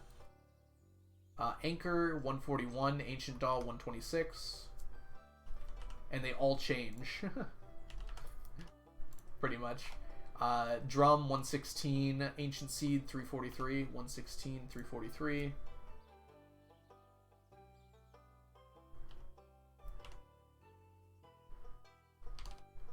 Okay. Ancient Sword is on the next one. Yeah, true randomness is nearly impossible, Sleepy Hiker. I remember I watched a Tom Scott video that, like, a group that does, like, VPNs was getting true randomness by having lava lamps and having a computer watch lava lamps and use that for the randomness. Because that is as close to true randomness as you can get, like, in the real world. Probably not as close, but it's a cheap way to do randomness. I think Galaxy Souls Ducky would be pretty fun to stack. One that would be reasonable, but would probably be pretty hard Ducky. I mean, reasonable, but, like, actually challenging. Let me think. Any food item might be pretty fun. Like, just something that doesn't require fish, at least. But something like, let's see. That one would suck. We don't do that one. And nothing that has fish. Ooh, you know what would be really fun? Maybe fun's the wrong word. Where is it? I'm thinking of the complete breakfast, because it requires, like, a bunch of little things. But they all go together. Here we go. So you need, like, potatoes, you need milk, you need fried eggs, and you need pancakes. Which require eggs again. You'd probably have to sleep a lot of days for the eggs, is the only thing. And you'd also have to upgrade or make a cooking kit. Probably be faster to upgrade. Samashi. You just do crab bots for Samashi. Be okay. Parsnips, tortillas. Parsnips would be fun. That's literally parsnip percent pretty much, right? Alright, let's see here. 147 and 120 on the Ancient Sword and the Ancient Arrowhead. Crap, what was it? 147... 120. 133, 131.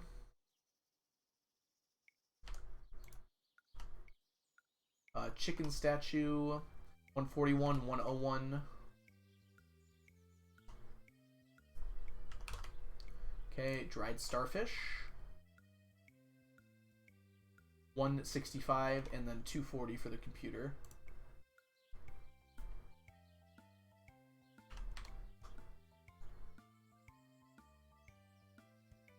You'll notice that the dwarf computer has a much lower percentage than some other things. Although it caught up pretty well, honestly. I need an extra stack of dwarf gadgets. Alright, time for the scrolls. This is in order, right? Yes. Alright, so 482, 264. 482, 264. 308, 145. Uh-oh. I haven't been doing that for long, have I? I'm so good at this game, guys.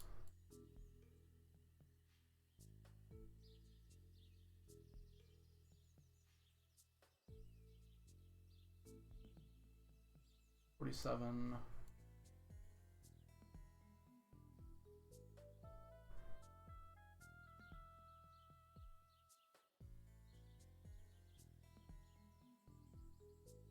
Okay, I fixed it.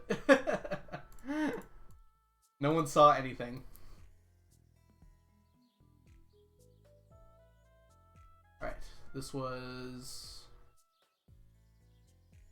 308 for Dwarf Scroll 3 here. And 145. Yes, thank you, Awkward Squirrel. Thank you. I figured it out.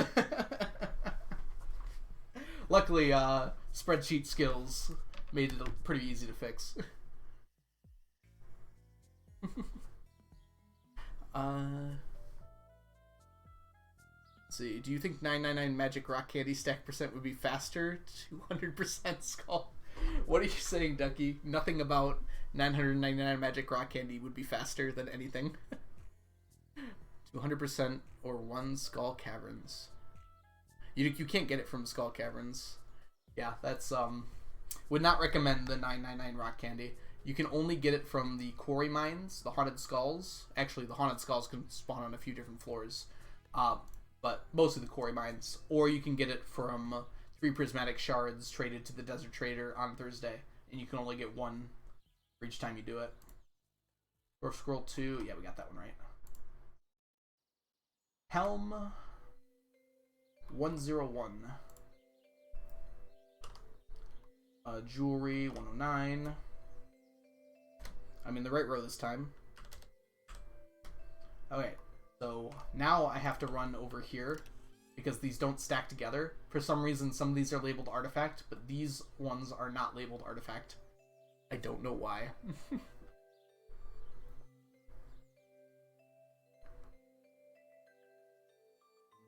Oh, running Skull Caverns, Ducky, absolutely, for prismatics. Getting perfection is a lot harder than just running Skull Caverns and getting the prismatics you need. It's very easy to get a lot of prismatic shards from Skull Caverns. I think Cord one time left with like 70 or something like that. I remember watching one of his runs. And you don't even have to be that good, right? Like, he's amazing, so obviously he's going to get a lot. But I've left with like 20 before. If you're garbage at the game, you just get better. Come on, Ducky. Simple stuff. No, I'm just kidding. I mean, everyone can get better at Skull Caverns. It just takes a little bit of persistence. And if you're running it that much for prismatic shards, you will get better at it. It's a little luck-based too, but you can run it every single day. And it's pretty easy to get 3 per week, which is the max you need anyways. The max you're going to need. 326 and 90. 326, 90. Fossilized Skull. 26 and 1. This one joined our family this year. I didn't know it existed. So that's why we only have 1 of them. It's not that hard to get a lot of, though. 49. So we only got 9 fossilized tails this year. Which, you know, is a mood. Glass shards, 176, 116. 176. The right one. Golden mask, yep, 116. Not with the 5. And then we got to go over to golden pumpkin. 104.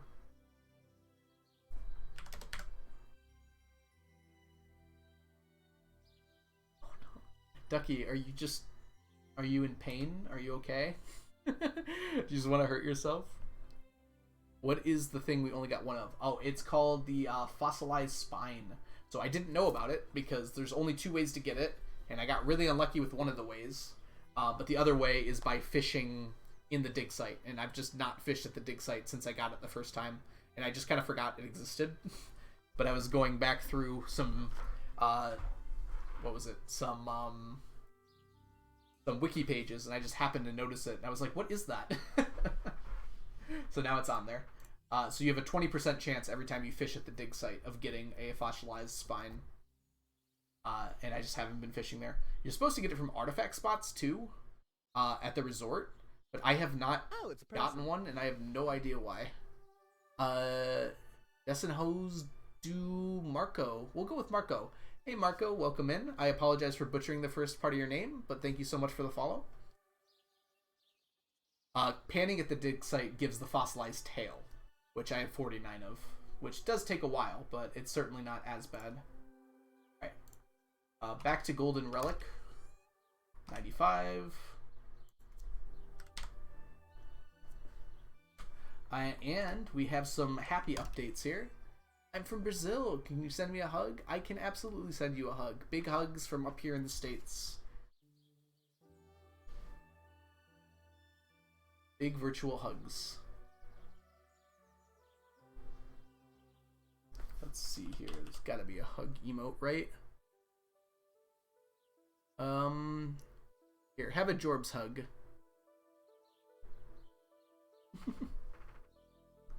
Alright, so next we have mummified bats and mummified frogs. So 24 and 18.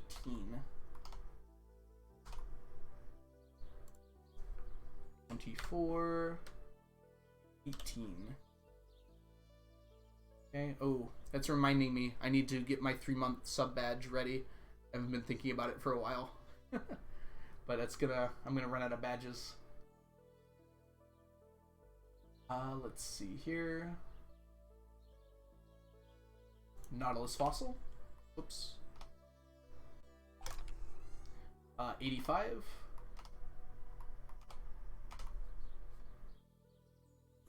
Not a whole lot of those this year. When in doubt, just use Blades emotes. I have Blades emotes, but I don't think Blade has a hug emote. I'm glad Blade had the same idea I did with the white outline, so dark mode works fine. Alright, so we are on to... I'm slowing down a lot here because I'm getting a little tired. But I'm almost done. 110. Okay. Palm fossil. 75. Okay. Pearl. The loser of today's joust. Got 181 of them. Prehistoric hand axe. We got 147. Prehistoric scapula.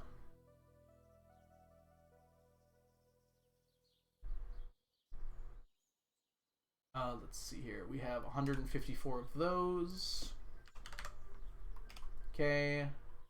Skull, 175. I've got stacks on stacks of these. Tool, we have 128. I'm going to try and speed run the rest of this and try not to get distracted. Rare disc, we have 131. We got a lot of those today. Rusty cog, we have 350. Thanks Bombing the Mines for all your service. Rusty spoon, we have 333. Getting pretty close. Well, we're a third of the way there. 161 rusty spurs. Okay, skeletal hand. It's 52. Hey there, Jesus. Oh no, no, Jesus. That's not what Jesus would do. On the plus side, I get to say I banned Jesus now. Alright. Skeletal tail.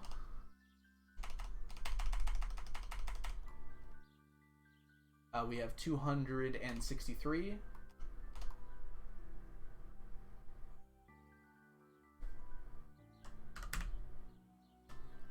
Snake skull. You're messing this up. Oh, we gotta run over here for that. 87 and 26. 87. 26. Strange dolls. Let's get these here. We have 50 and 56. Green and pink.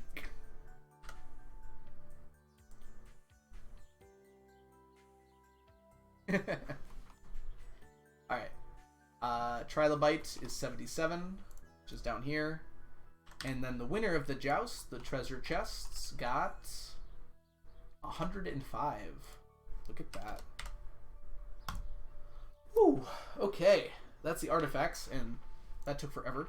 But I do have some time to talk about another new addition to the stack list, thanks to Ducky, I believe. Was that you, Ducky, or was it Crafty who told me about the plush bunny?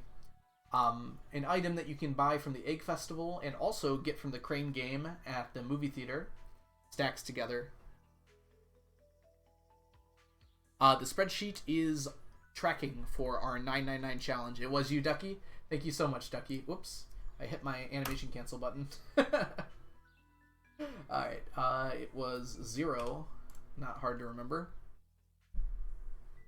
What did Jesus do? Jesus was spreading word about getting free followers in the dark areas of the web. So, sorry, Bean. We are filling out our spreadsheet for our 999 challenge. So I can tell, like, this is basically what I've done for the last year, like how much stuff I have. Alright, let's go ahead and check our decorations here. We have 8 stone Junimos. This gets to go up by 1. I don't think I got any stone owl spawns. Yeah, there's still 6 of those. And a tea set. You ready for this? We now have 5 tea sets. Made the world tremble beneath the tea sets. I joked when I got it, and I think it still might be true. I might actually have more tea sets than pretty much anyone else who's ever played this game. At least for legitimate means. I definitely will in a few years. But it's very unlikely that someone else got 5 tea sets in this game. That was not very holy. Yep. By the way, we are 1 follower away from 500 followers. Just throwing that out there for anyone who might be interested. Alright, we are going to run on over to the beginning of the spreadsheet. I want 1 tea set just for decorations. Well, you know how to get it, Ducky. You've been here enough that you definitely know the rules behind it. A squirrel have a birder account? That would technically be follow botting, Prozac. Wouldn't it? Alright. Oh, it's a person. Unconcerned Ape, thank you so much for the follow. And thank you for being my 500th follower. Miguel, thank you so much for stopping by. You have a great rest of your night and get some sleep.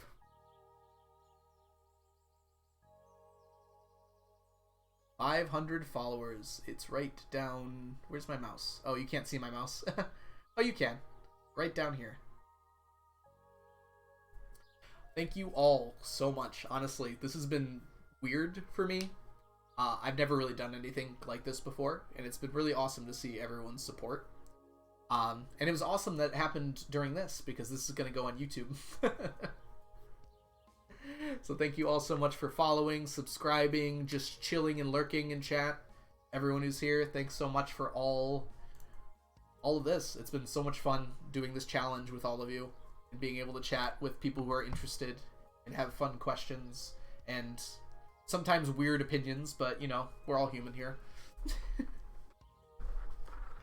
Let's go ahead and quickly wrap up our spreadsheet here. We're going to go through all of the different things here and just kind of talk about where things are now and where they're going to be going next year.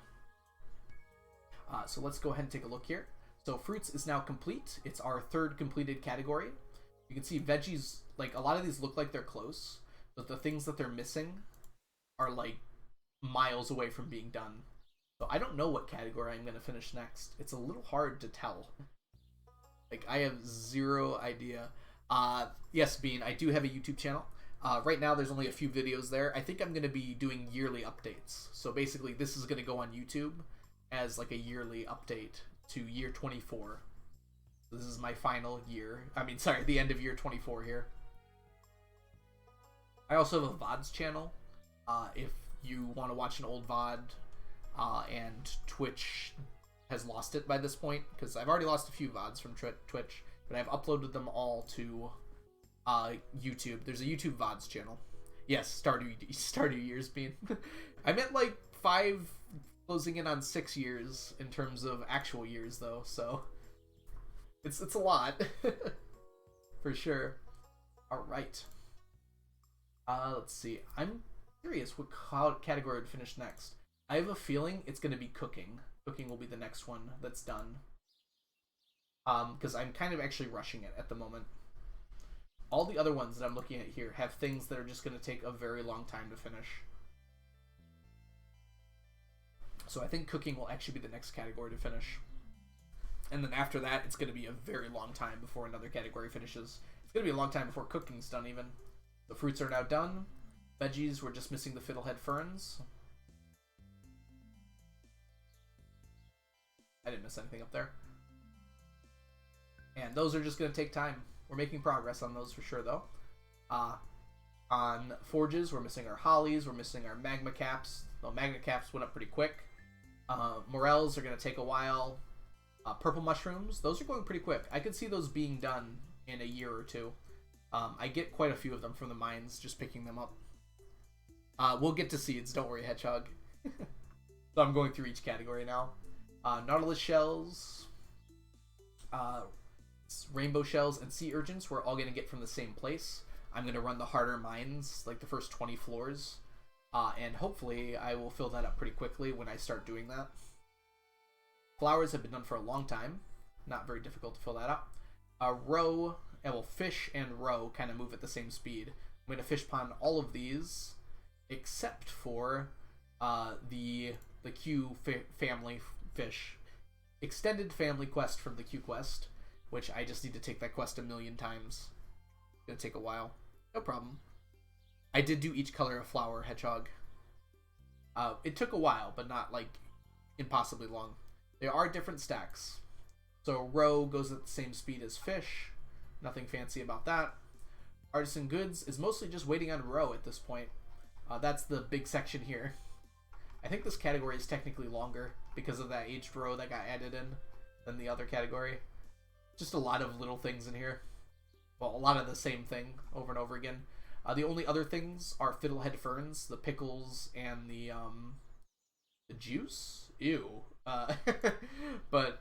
And then obviously the things that are never going to be finished in a reasonable time, which is the unbranded stuff, like the jelly, the juice, and the pickles. The wine will be done next year, because that comes out of the Statue of Endless Fortune.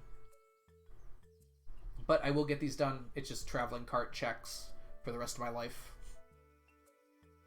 Let's see. On to cooking, the one I said is going to be done next. And the reason it's going to be done next is I'm prioritizing the fish that I need to finish up. So carp surprise, I'm working on carp right now. Crispy bass, largemouth is next. Sardines after that. Oh, fiddleheads. Ooh, that's going to hold this up for a while. I guess vegetables and cooking will finish at the same time, because that's going to be the last thing I do with fiddleheads. I think. It makes sense for that to be the last thing I do with fiddleheads. I almost forgot about that. So yeah, those two will finish up together, and I still think they'll be the next ones done. So the next category I'm going to finish is going to require fiddleheads to be done. The rest of these are all related to fish. Maki roll is seaweed, but similar problem. Yep, fish. This one will be done pretty soon, actually. As soon as I put squids in fish ponds, I just need the ink from that. I don't get enough ink otherwise. Animal products are bat wings. You can see that number definitely went up. We're at 60% now. Still a while away, but the more Skull Cavern invasion quests I get, the quicker that'll get done. The Dragon's Teeth. We got a whole bunch this year, which is awesome. Ostrich eggs will not be done next year. It's going to be very close. If we get lucky, they'll be done next year. It depends how many of the iridium ones we get. But it'll be very close regardless. Galaxy Souls, very slowly. Every time I get a Skull Cavern invasion quest, it goes up by a lot. But I didn't get one last year, so it's random chance. Slime's going to take forever, but you can get a lot of slime pretty quick just by doing the Skull Cavern invasion quest and using Monster Musk. Solar Essence, same thing. I just need to farm it up. It's been going pretty steady. We've gone up 5,000 like the last few years, so we're probably only a few years away. The dragon's teeth are used to make island warp totems, which you can get sometimes from volcano chests, but it's rare enough that I will have to use them for that. Okay, squid ink I just talked about. So that'll just go up slowly. Once I get a fish pond. Here's the seeds, hedgehog, that you were so curious about. So it's banana saplings and mango saplings. We managed to finish our mushroom tree seeds this year, so that's all done. But these require tons and tons of golden coconuts. So once that's done, or once we get to that, that'll be good. But golden coconuts are just going to take a long time to get done. Who knows? We might get those done before we get fiddleheads done. It'll be pretty close, though. I imagine. So this category could be next. This one will not be next. Hardwood, though, reasonably we could finish next year. You can see it actually went up a little bit more because I put in some things that were made of hardwood. We're at 90%. It is possible we could do 10% next year. It's going to be pretty close. I usually get about 8 to 9% per year. So maybe I'll try rushing it next year and getting that done. Bone fragments, still a while away. It's entirely now the what's it called? The ostrich incubator. Same with cinder shards. Entirely the ostrich incubator at this point.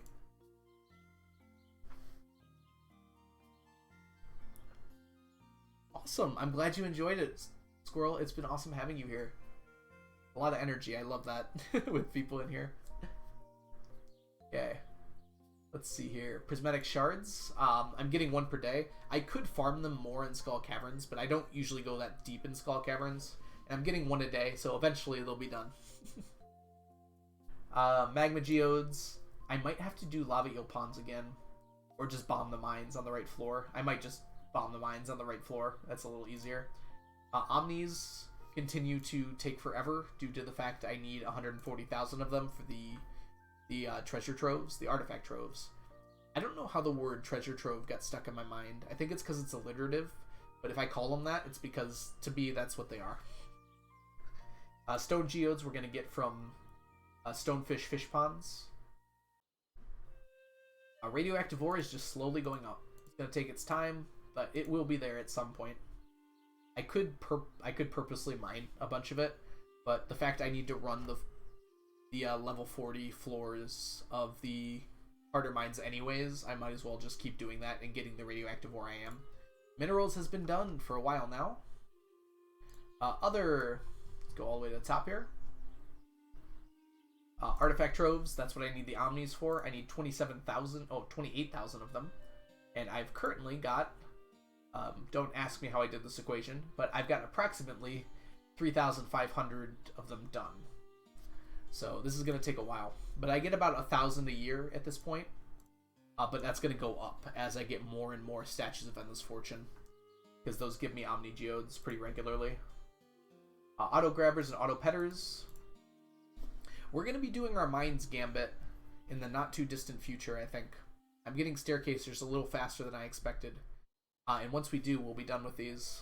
And a few other things too. Deconstructor, that's Q-Gem purchased. Just like a few other things. Enrichers drop. I imagine I'm going to have to purchase the last bit of Enrichers. But for the moment, they do drop randomly. And I've been getting quite a bit that way. Farm computers, I need dwarf gadgets. That's why I haven't made any. But I'm getting those from bombing the mines. So if you ever see me bombing the mines, that's pretty much why. Golden coconuts, we talked about already. Need those 8 stacks. It's going to take its time. There's no point to buying them, Squirrel, just because I'm going to get them when I get my auto petters, because they come from the same thing. And I'm using my money for other things. If I finish money before I finish auto petters, then I probably will buy the auto grabbers, though it won't really make a difference. It's just delaying it, really. Heavy toppers and hoppers. Both of these require radioactive bars. So eventually, when I have enough radioactive bars, Junimo chests, I'm currently buying them. It went up by 20 this year. But next year, it'll probably go up by like 150 or so. And I'll get like 150 per year until it's done. Magic rock candy, I can only buy it every Thursday.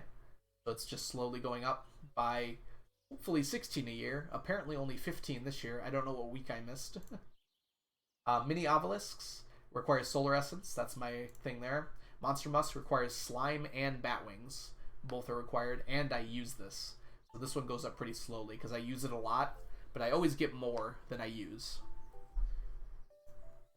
Oil makers requires slime. That's the bottleneck there. Ostrich incubators is bottlenecked on 3 fronts. It needs hardwood, which is almost done at least. It needs bone fragments, and it needs cinder shards. This is a monster, and it might be one of the last things I finish in the run outside of the yearly items. Pressure nozzles, just like the enricher. The rare crows are mostly yearly. This one's kind of an exception, and this one you can buy from the casino, but I just don't want to spend 100 million right now. That'll probably be the last thing I buy in the run. Seaweed, I can get this from crab pot fish in the fish ponds, so I think that's where I'm going to get it. I don't know how often it spawns, I haven't looked into it, but I will need to get roe from those ponds, so I imagine I'll get a lot of seaweed while I'm doing that. Slime incubators, I think it requires slime. I think that's the limiting factor on that. Statues of Endless Fortune, money is the limiting factor on that. I still need 747 million to finish that off, which is a lot. Blade, what did I say about predictors? I am just gonna pay them. I'm gonna pay the fine. I'm not using predictors.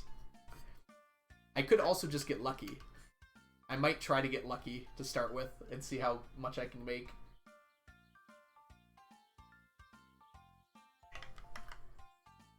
Oh, sorry. I totally missed that part. I literally read you could predictor Calico Jack. Alright, I'll look into that, Blade.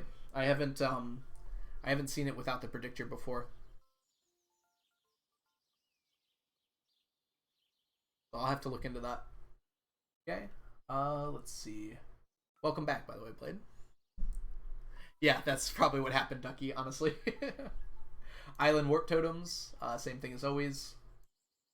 Need dragon teeth. That's actually it. I just need dragon teeth for those. I don't know why I said same thing as always. That's nothing is in common with that. Alright, artifacts. I get most of these from the Statues of Endless Fortune, and the ones that I don't, I have semi-lucrative plans for. Like bombing the mines for these strange dolls. I already have 50. Just takes a long time. But honestly, this has been going pretty well. It's been regular. I have almost over 100 of every artifact that's reasonable. So, it's been going pretty good, I think. Alright, finally, the decorations. The plush bunny, we're going to have to get on that. I might try and do some movie theater train games this spring, just to see how hard it is to get a bunch of them. Not looking forward to playing the crane game a bunch, but, you know, it's better than getting one yearly. Thanks, Ducky, by the way. Should rename this Plush Duckies in your honor. Stone Junimos, I get 1 per year. Spawn Owls, I get less than 1 per year. I think I can still get these, but my farm would probably have to be more cleared. So, when I'm sleeping away years, I'll probably have my farm cleared off more. Oh, Blade, by the way, congratulations on getting Legend. I was talking about it a little bit earlier. That was amazing. I saw the clip and everything. And then I saw your tweet at Leap a Lot, which was great. Alright, and then finally our tea set. Our final frontier, if you will. We now have 5 of them. And we'll continue to have 5 until the next Feast of the Winter Star. Okay. Well, thank you all for joining me. It's been a blast working through this year, and I'll have a video for you again in the next year. Okay, so that's it for the YouTube video. I'll figure out how to edit that down probably tomorrow. I'm getting pretty late tonight already. But same kind of goes for everybody else. I'm going to pop this back into place. And we're going to go ahead and check our Q quest and then call it a stream, I think. So let's go over and check our Q quest really quickly, and then we'll call it a stream. Oh, look! Good to know that this is going to be our first thing that we do when we start up tomorrow. I mean, on Saturday. Getting pretty close to tomorrow. Ooh, wheat seeds. Like, you always have the funnest answers to these things. Alright. So not very fun Q challenge. I guess I'll be doing that one. Okay, but I am going to wrap up stream here. Thank you all so much for joining me, and thank you all for 500 followers. It was awesome hanging out with all of you tonight. No problem. See you later, Chunky. See you later, Squirrel.